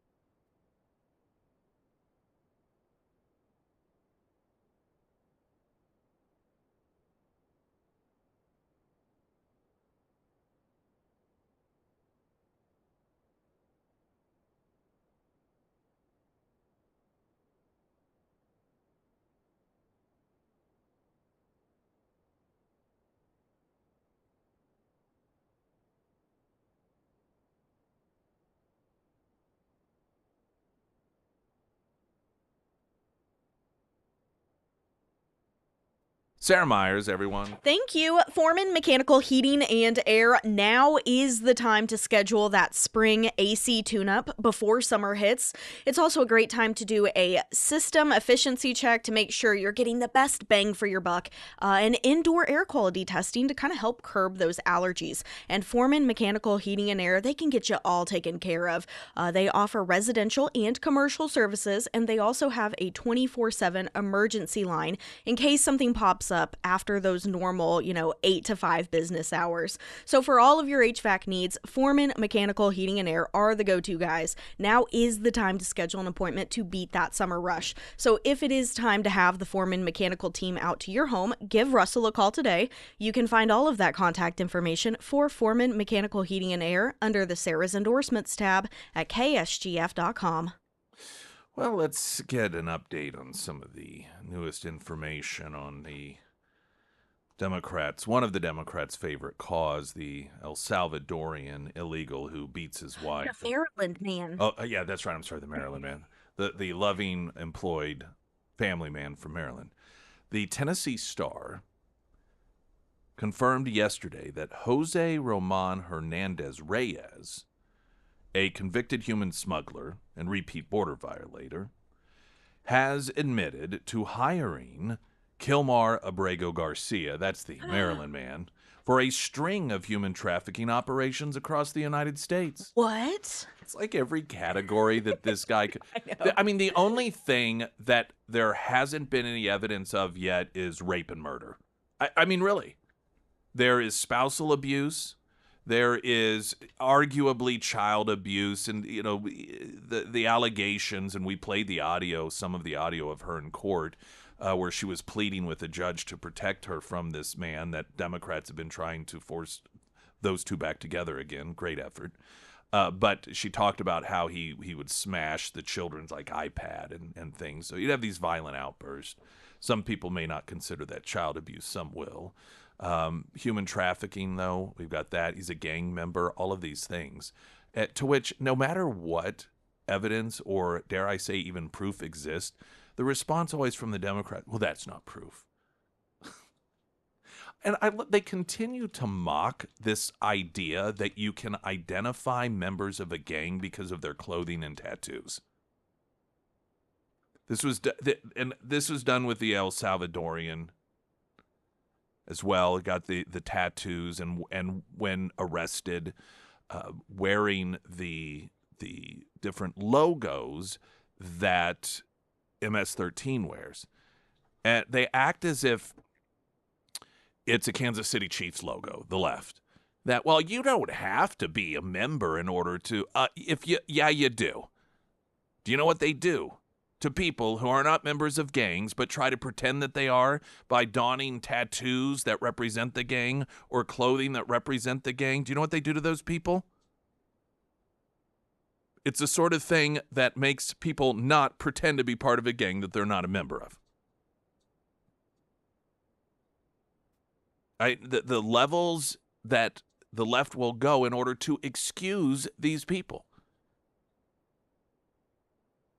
It would be no different than if somebody got caught burning a cross, wearing a Klan outfit, and having a swastika tattooed on their chest saying, well, now that doesn't prove that they're a race. That doesn't prove they're a member of the Klan. I mean, just because they're wearing the clothing and they have the tattoos, that is what the left has argued about this guy when it comes to being a member of MS-13 and the media.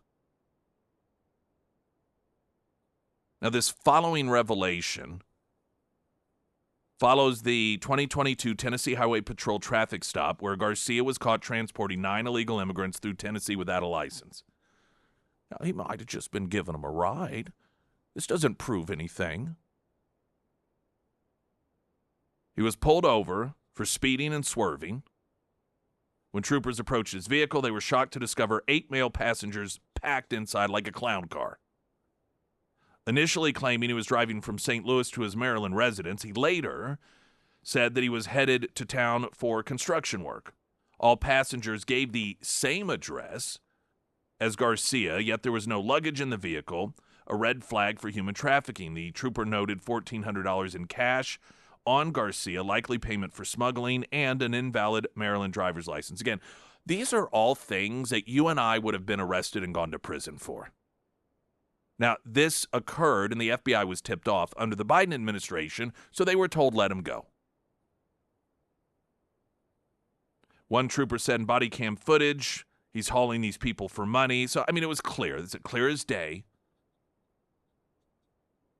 And now you have confirmation from the Tennessee Star that Jose Ramon Hernandez Reyes, who's been convicted of human smuggling, that, oh yeah, he's one of my guys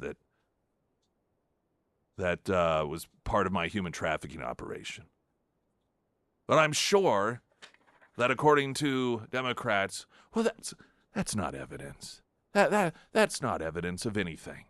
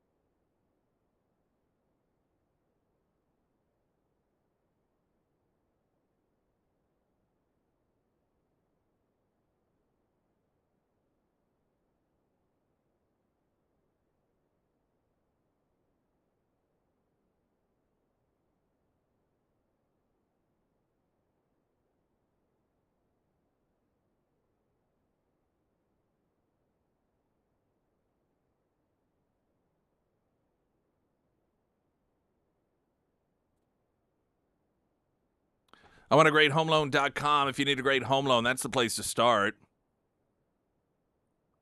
They, Carrickers and their team will take care of you. They'll do any of the really heavy lifting. There's a lot of stuff that can be overwhelming. It can be very confusing, obviously, but they're on top of it. This is what they do. And any information you may need, they are available. There are some institutions that don't really have any interest in dealing with you unless you're actually going to go through the process, which is the part that makes money, right? They're like, they don't want to just sit and chat with you about this and that. Well, what if I buy now? Or what about this? I'm thinking about doing that. I mean, they may give you advice, but their main interest is to get you to sign on the dotted line. That's not how the Carrickers and their team operate. They want to make sure that you are able to make the best, most educated decision possible when it comes to that home loan or the refinancing or the reverse mortgage. And so anytime you need of theirs in order to pick their brain in that area of expertise, they are available to you. I want a great homeloan.com because you do. Pyramid Roofing Company talk and text line. I remember being warned before I went out to California on vacation back in the 80s not to wear blue or red because of the Crips and the Bloods. This is in reference to the discussion earlier, and that still there are still people in the media. I think it was just last week when Trump sat down with, what's his name from ABC News, and they were talking about the El Salvadorian being an MS-13 gang member because two separate judges and all these gang units knew him as one, and he had tattoos of it. He's like, well, the tattoos, they don't really mean anything. I mean, that could have been photoshopped, and eventually Trump backed him into a corner with facts that he said, well, I'm not an expert when it comes to gangs, clearly. One of the defenses for the innocence of the El Salvadorian is just because he was wearing gang member clothing, MS-13 clothing, MS-13 emblems, and had MS-13 tattoos. Well, that doesn't mean anything at all. People do that all the time. Well, this will be a nice little experiment for people on the left to do. Get together with one of the gang units. Find out what the different symbols are, get some fake tattoos, and then ask them where there is a prevalency of the gang activity, and just go hang out in that area for a while as a non-gang member, pretending that you are one, and see what happens. See what happens. And then tell us that, oh yeah, people dress up and pretend to be MS-13 members all the time. Okay. News in 60 seconds. I'm Nick Reed.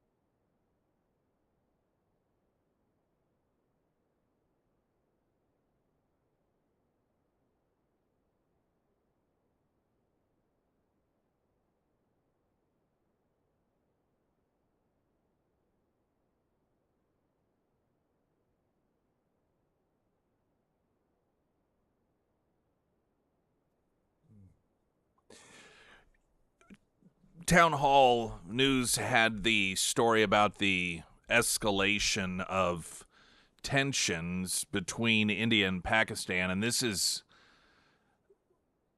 I wouldn't even say bubbling under the surface, but it's something, well, these two countries have almost come to serious blows in the past. They're clearly not allies. There's this disputed Kashmir region, but it was back in April, I think I think it was the 22nd, and there was a terrorist attack launched out of Pakistan in an area that is largely a peaceful area between the two. It's sort of used for recreational purposes. It's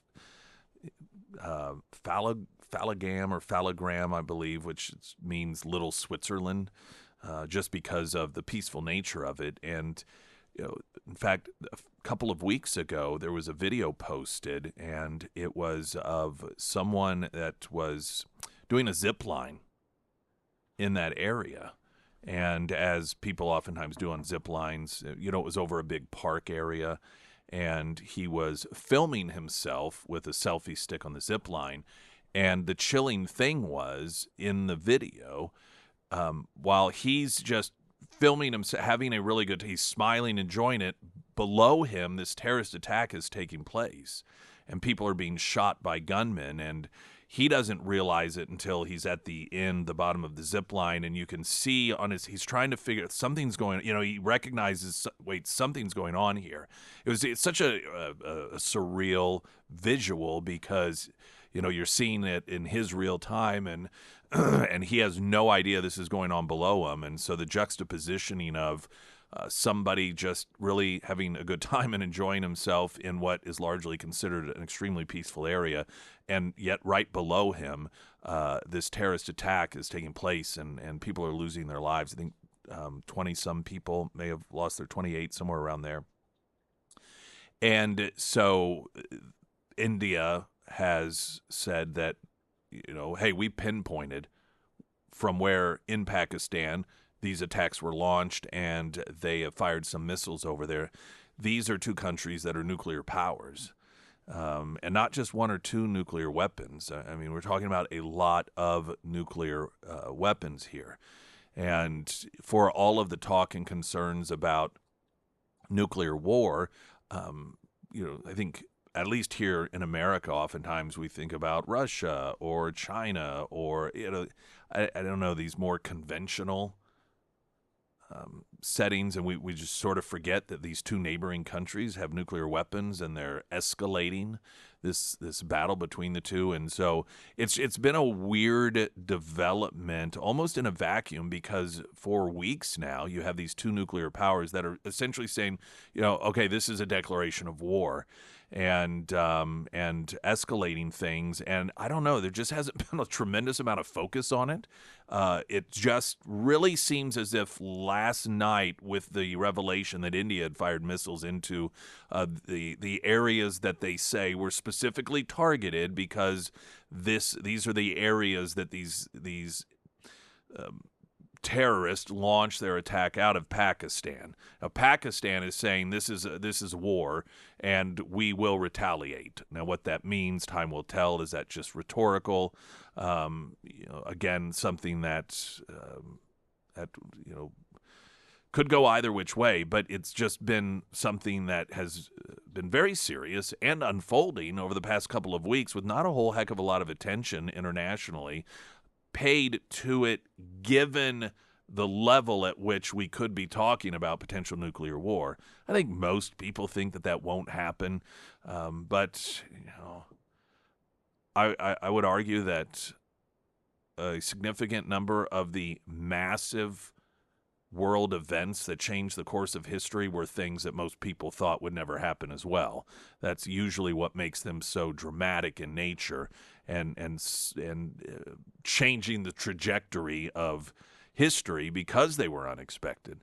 So we'll see. The Trump administration is on it. There are a number of reports that world leaders, and it's just sort of the conversations that are happening, are pretty relieved that Donald Trump is president of the United States right now, because there's this feeling, particularly given our allyship and close ties with India, that that if anyone is able to step in and prevent things from escalating, it would be Donald Trump, as opposed to, having again a vacuum of leadership that we have seen during the previous administration. Weather coming up in just a moment. Also a traffic update. Right now, the latest news update.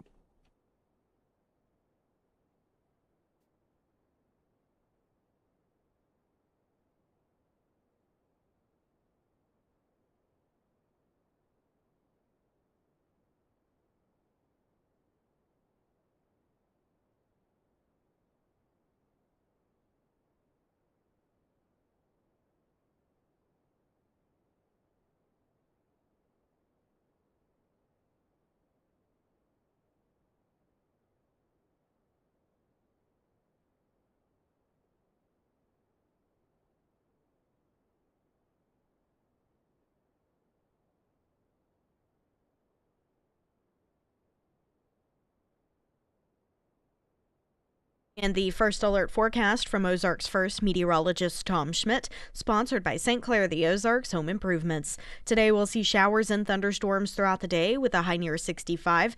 Thunderstorms will continue throughout the night with a low around 55. For your Thursday, rain in the afternoon with a high near 67. And looking ahead to Friday, partly sunny skies with a high near 70.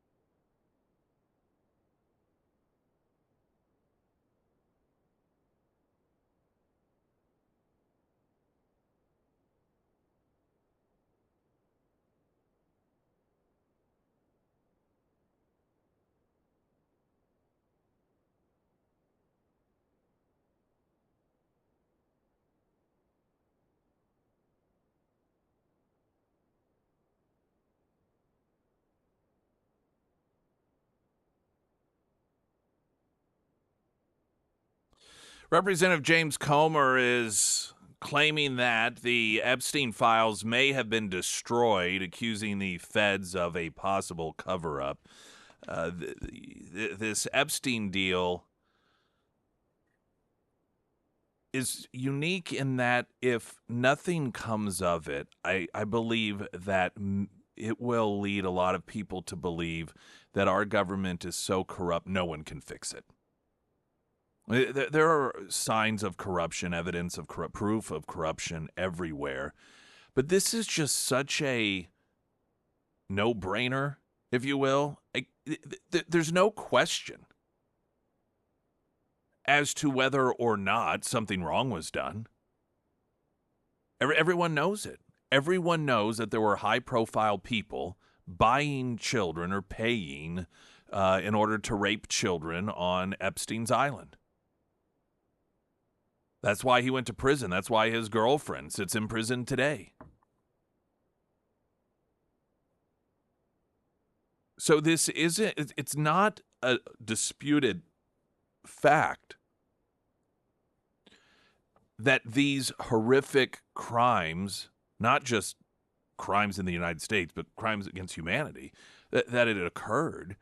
And it's also not disputed that not a single one of the individuals who paid to rape these underage girls has ever been held accountable. I think we forget just how starkly horrific that is. And that it obviously is known.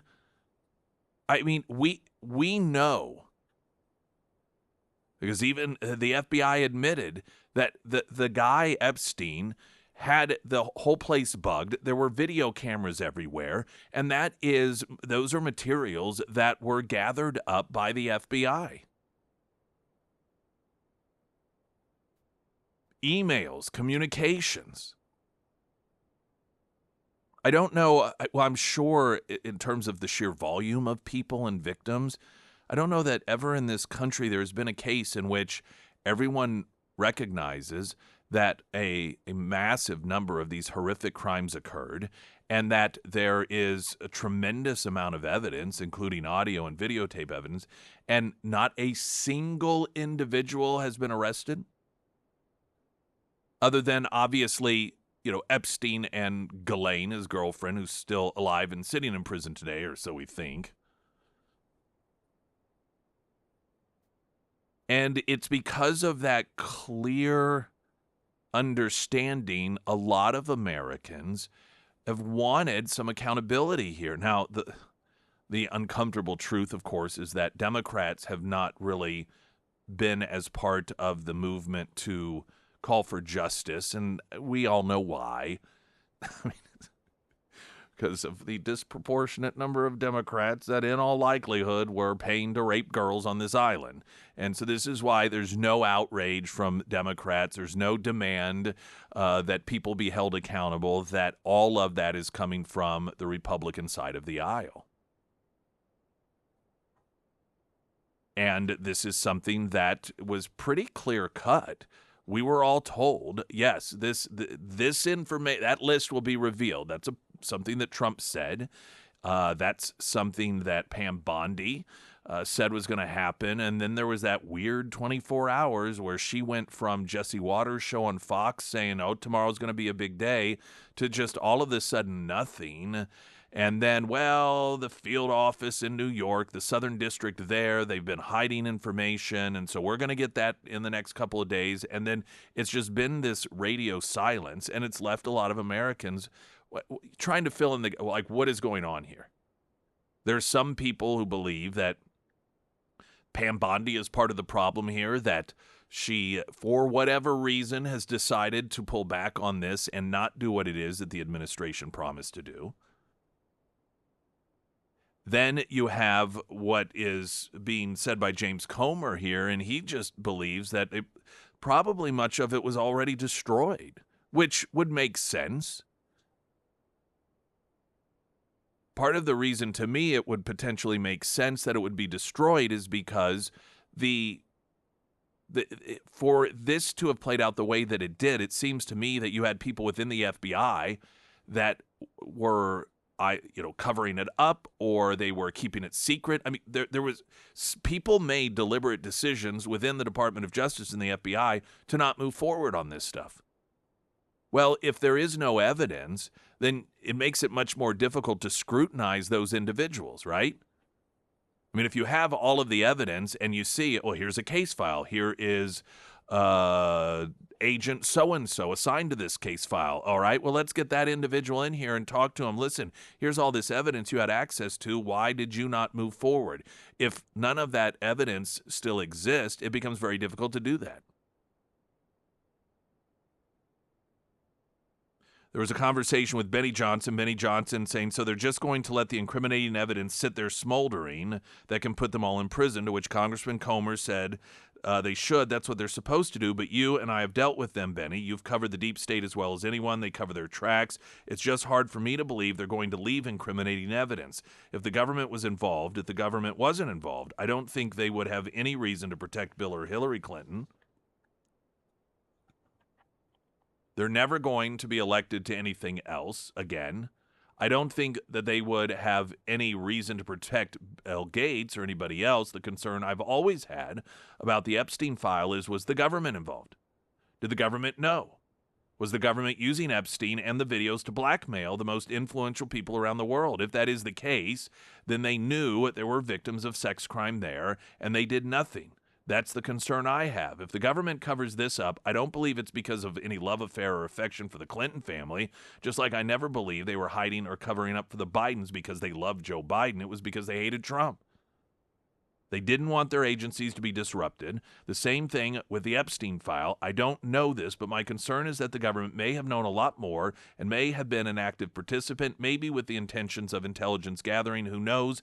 But at the end of the day, I don't think the American people would be okay if the government knew that crimes against young women were occurring and yet they did nothing to intervene. That speculation is not only reasonable, but in my assessment, very plausible.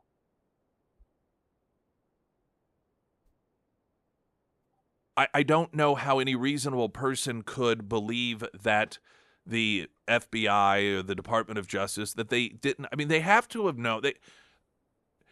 They successfully put Epstein in prison for what?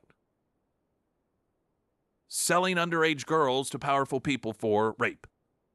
They successfully put his girlfriend, Ghislaine, in prison for what? Participating in that. So all of that dictates that they had evidence that this was going on. So they obviously know. They knew. And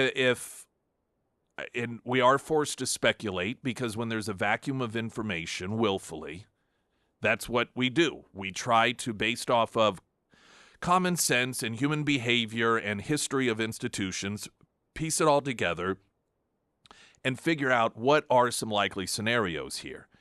And to me, the most likely one is that whether the FBI was, or the Department of Justice, or whatever deep state entity, CIA, hell, who knows, to what level their involvement, I think, is debatable. I mean, I don't think it's impossible that Epstein was just almost on their behalf doing this stuff so that they could control these people. I mean, history knows this is how, to a large degree, Hoover controlled the Kennedys. Had dirt on them.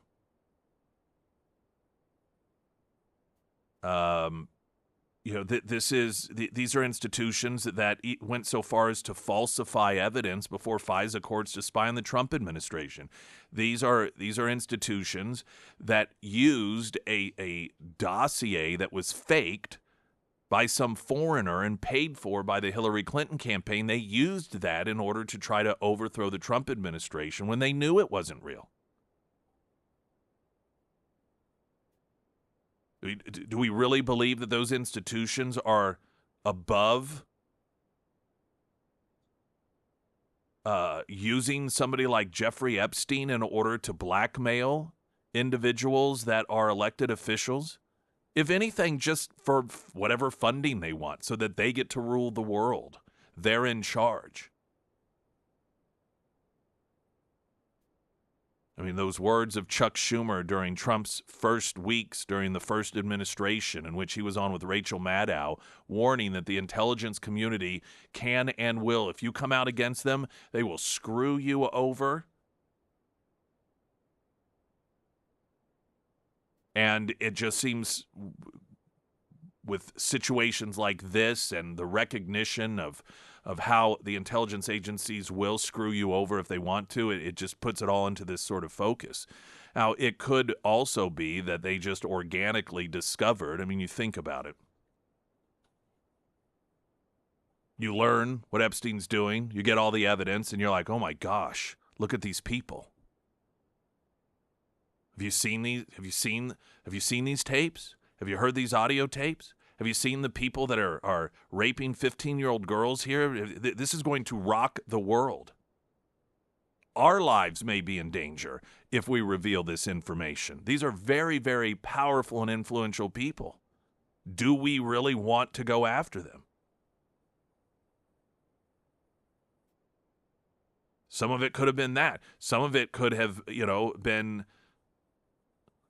well, this can be powerful information. This is much, much, much more useful to us if we keep it secret and we just let it be known to whomever party at the time we need a favor from or protection from. Hey, by the way, just so you know, this is the evidence we have against you.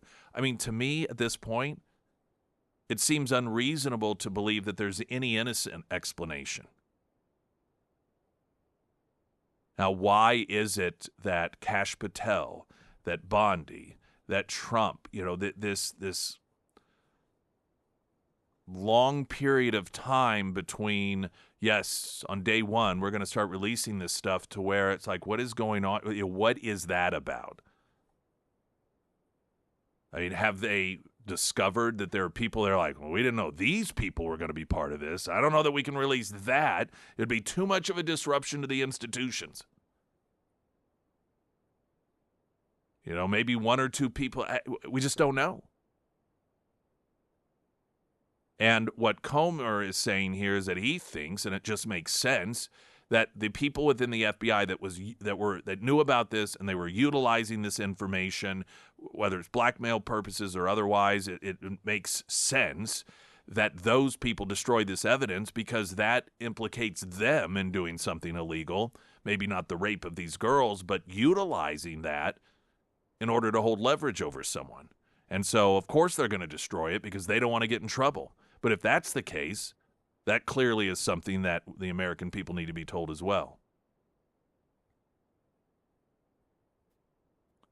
There are new details about the FBI's, quote, investigation into the Bernie Sanders campaign volunteer that went to the Republican softball practice to try and kill as many Republicans as possible. Now, we've known for some time that the FBI tried to cover up for the motive on this, falsely claiming that it was just some guy who wanted to commit suicide, but he was too cowardly to do it himself, so he thought, well, this will be a cop-by-suicide situation. That was their attempt to cover up the motive. But new documents that people like Jim Jordan have had access to are revealing some more details on it, and including the depths to which the FBI went to cover for this assassin or would-be assassin. So that information is coming up next. I'm Nick Reed.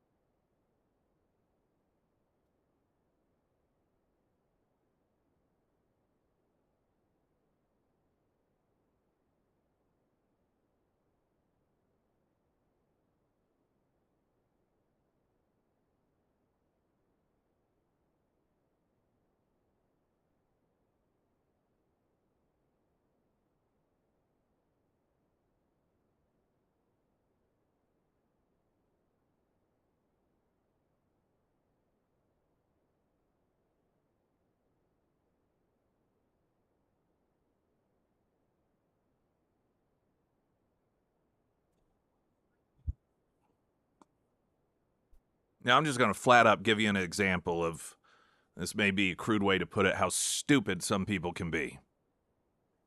It's a text message from a left-winger. The speculation is BS. You know it. You can't even mention Trump's name when you know darn good he's involved with Epstein.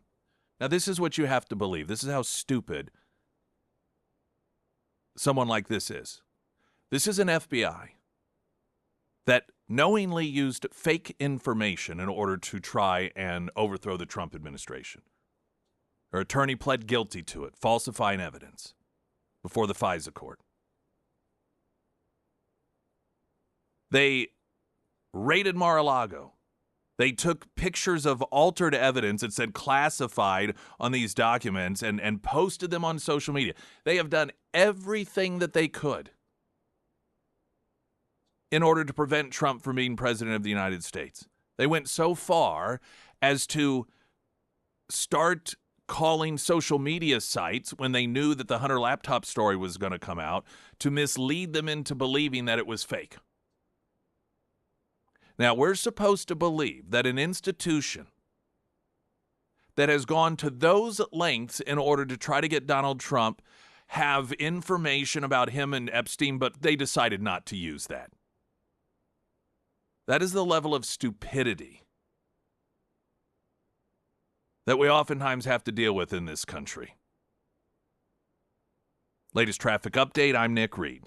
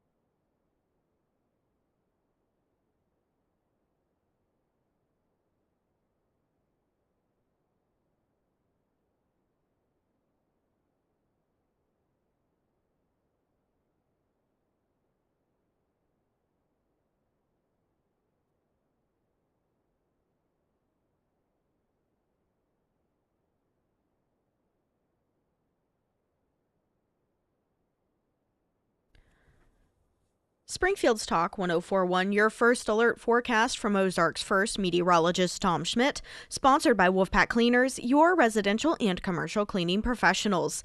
Today we'll see showers and thunderstorms throughout the day with a high near 65. Those thunderstorms will continue throughout the night with a low around 55. For your Thursday, rain in the afternoon with a high near 67. And looking ahead to Friday, partly sunny skies with a high near 70. A number of you commented on calling a spade and responding to the leftists who texted in. And part of it is aggravation that increasingly people on the other side of the political spectrum are incapable of having good, intelligent debate. I mean, it's just incapable. Referencing this just stupid assertion that, well, Trump, he was on Epstein's Island. They have, the FBI, who did everything they possibly could, including falsifying evidence, to try to get Trump out. They had that information. They're like, no, we're not going to use that. Now, any person that has even the ability to use a can opener would ask themselves, why would the FBI do that? When they had so little on him, they had to start making things up. It's just very frustrating, particularly, again, for thinking people, and you enjoy having conversations and back and forth, but just dealing with people that just, and I know it seems like a simplified version of things that are just so stupid.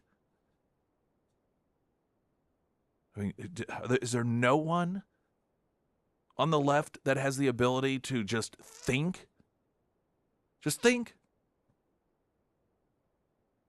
I first recognized this inability for some to think whenever Bush was accused of lying about weapons of mass destruction in order to go into Iraq.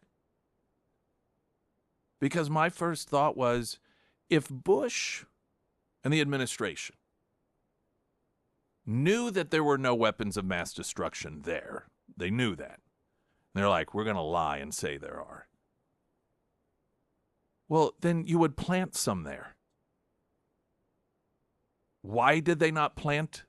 Now, I know many of you that really follow this stuff, and that there were instances of it going to Syria. But the presentation that, there were all these weapons of mass destruction. It was all over the place in Iraq, and that, the Bush administration knew that none of it existed just to get us into war. Well, then they would have taken some and planted it. That's what you do. Think. Anytime you have, let's say, a corrupt police officer that wants an excuse to arrest someone, and what do? They plant a gun on them, or they plant drugs on them. They don't say, oh, we arrested them because they had an illegal firearm and cocaine on them. And like, oh, well, where is it? Oh, well, we couldn't find it. Now, does that make sense? Of course not. You plant it. There's certain things that, if you have the bare minimal ability to just think about, you can realize that it doesn't make sense. And it doesn't have anything to do with politics, right, left, Republican, Democrat. It doesn't matter who the person is. You just know, well, that just doesn't make sense. There's no reason that would occur that way, regardless of political affiliation. But increasingly, and I think this is just the dumbing down of our society, and people that choose to live in echo chambers, I think that it is, and I don't mean this disparaging or to disparage anyone.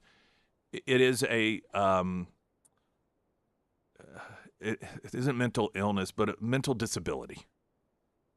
And clinically, for a human being to not even be able to have that minimal ability to recognize, well, that doesn't make sense. It's a mental disability.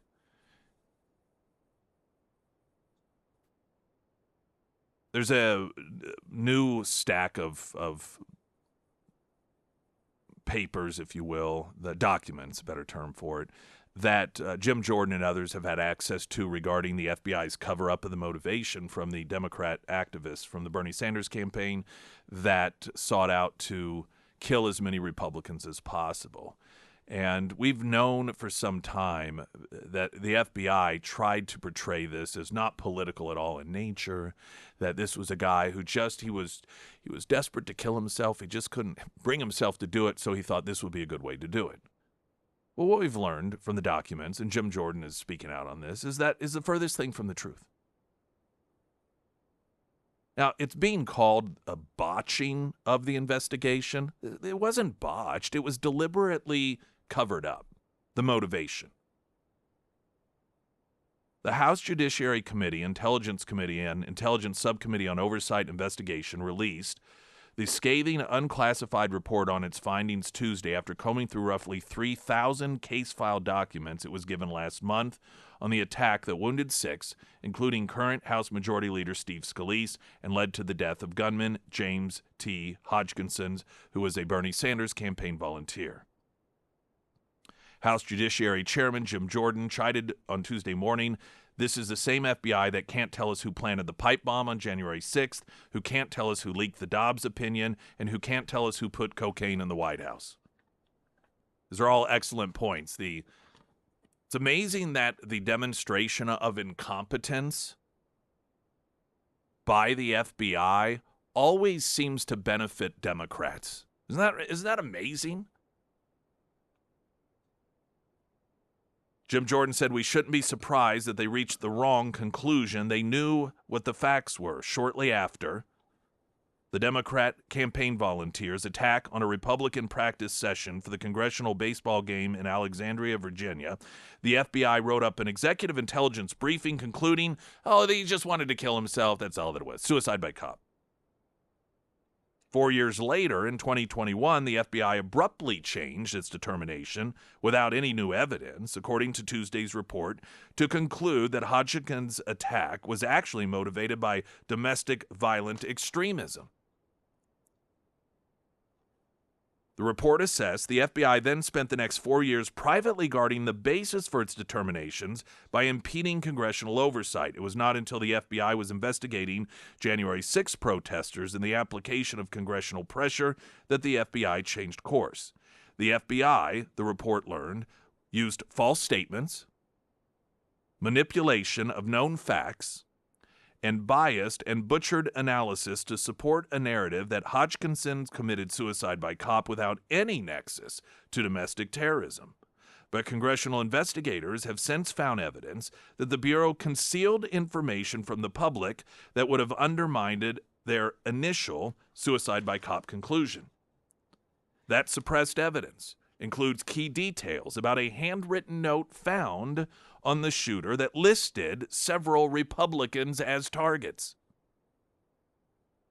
At the time, the FBI admitted it found a sheet of paper that had names of 6 members of Congress but did not elaborate.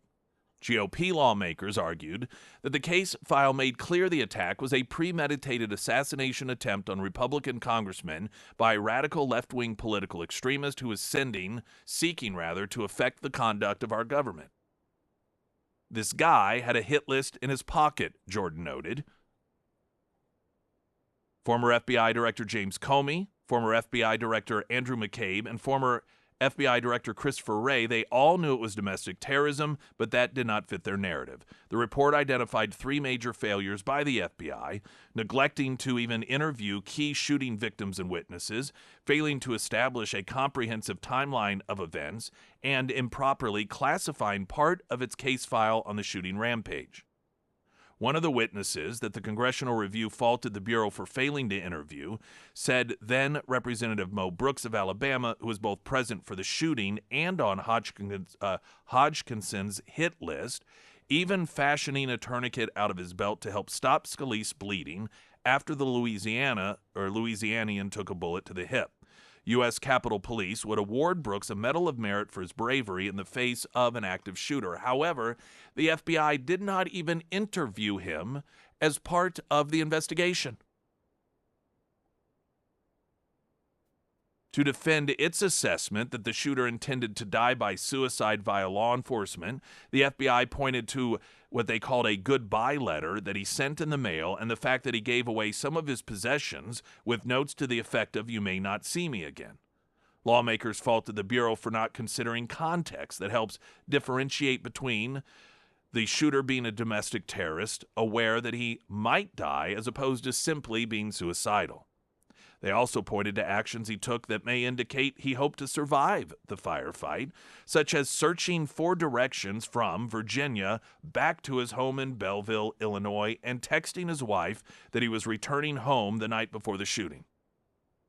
Lawmakers also noted that witnesses saw the shooter hiding behind a storage building while firing, another indicator that he was not planning to go out in a blaze of glory.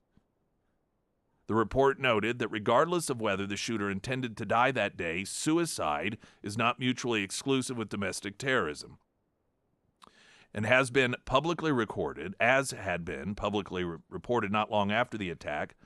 Hodgkinson harbored a deep animus against Republicans. He was a member of a Facebook group named Terminate the Republican Party, members of which praised him after the attack.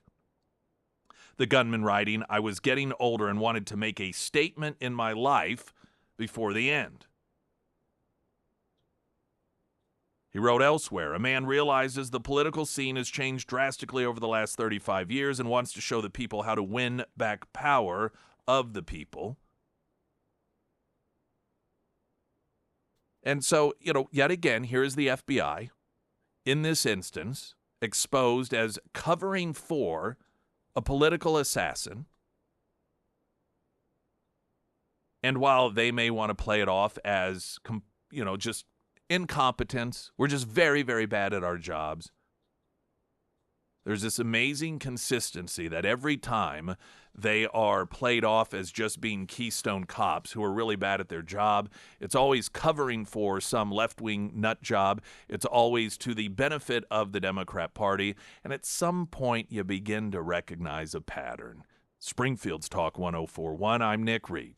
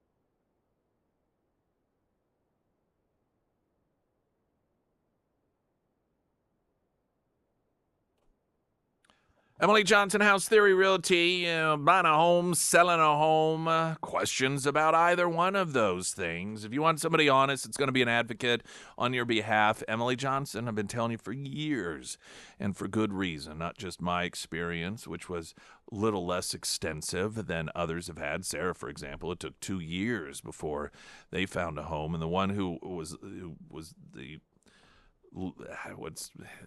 not going to give up was Emily Johnson. I mean, she's just 2 years and it just kept at it.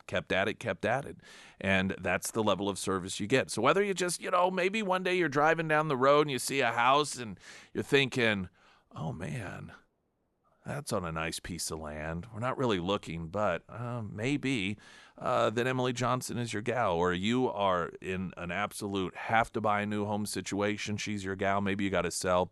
You know what? Just anything when it comes to buying or selling a home. Emily Johnson, House Theory Realty. As of the beginning of the show, there aren't any new details of this, but just the news reporting this morning that a declassified memo reveals that the Biden administration ordered feds to investigate conservatives who were not committing any crimes, but who were spreading what they determined to be disinformation. This is coming from the people who claim that Donald Trump is a dictator, that conservatives are the antithesis of freedom of speech. Here you have the President of the United States ordering feds. This is the same period of time that they were ordering feds to let go someone like Garcia, who got caught without a proper driver's license, human smuggling illegal aliens across the state of Tennessee. And while this administration is telling the feds, now let him go, they instead are focusing on conservatives and things that they're posting online.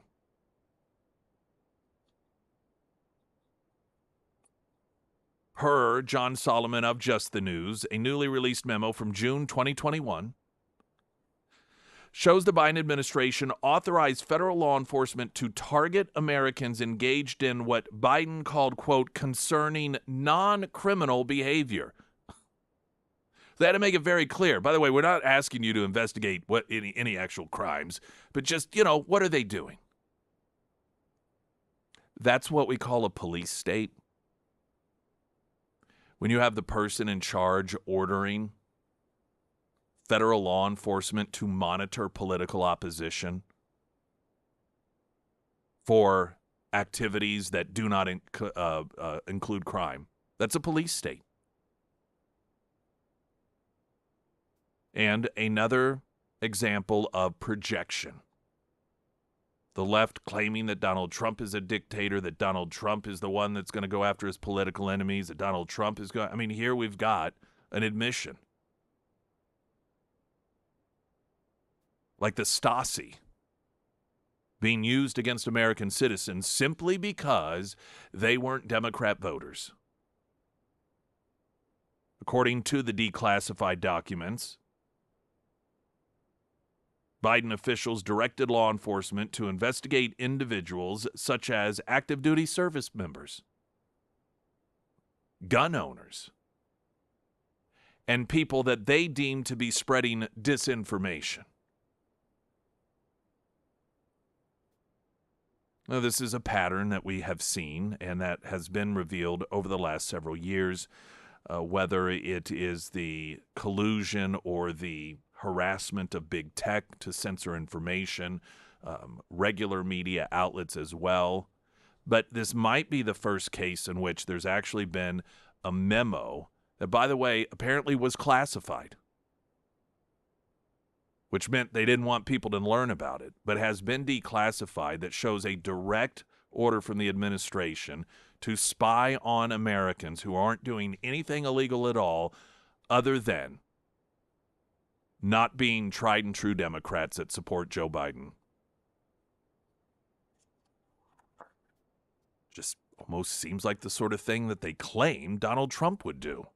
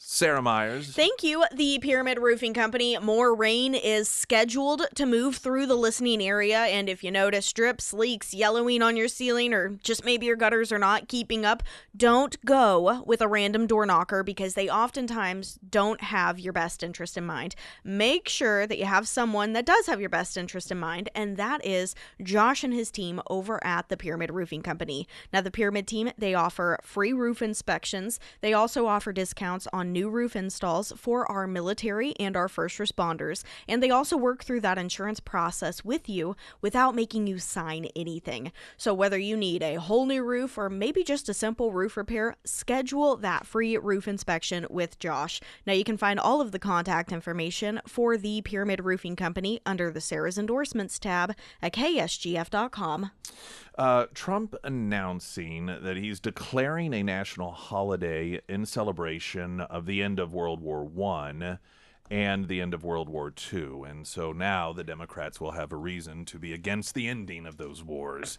We will start to hear about how wonderful World War I was, how horrible it was that it ended, same thing with World War II, and how awful Donald Trump is for celebrating the ending of those two world wars. Glenn Beck's coming up next. I'm Nick Reed.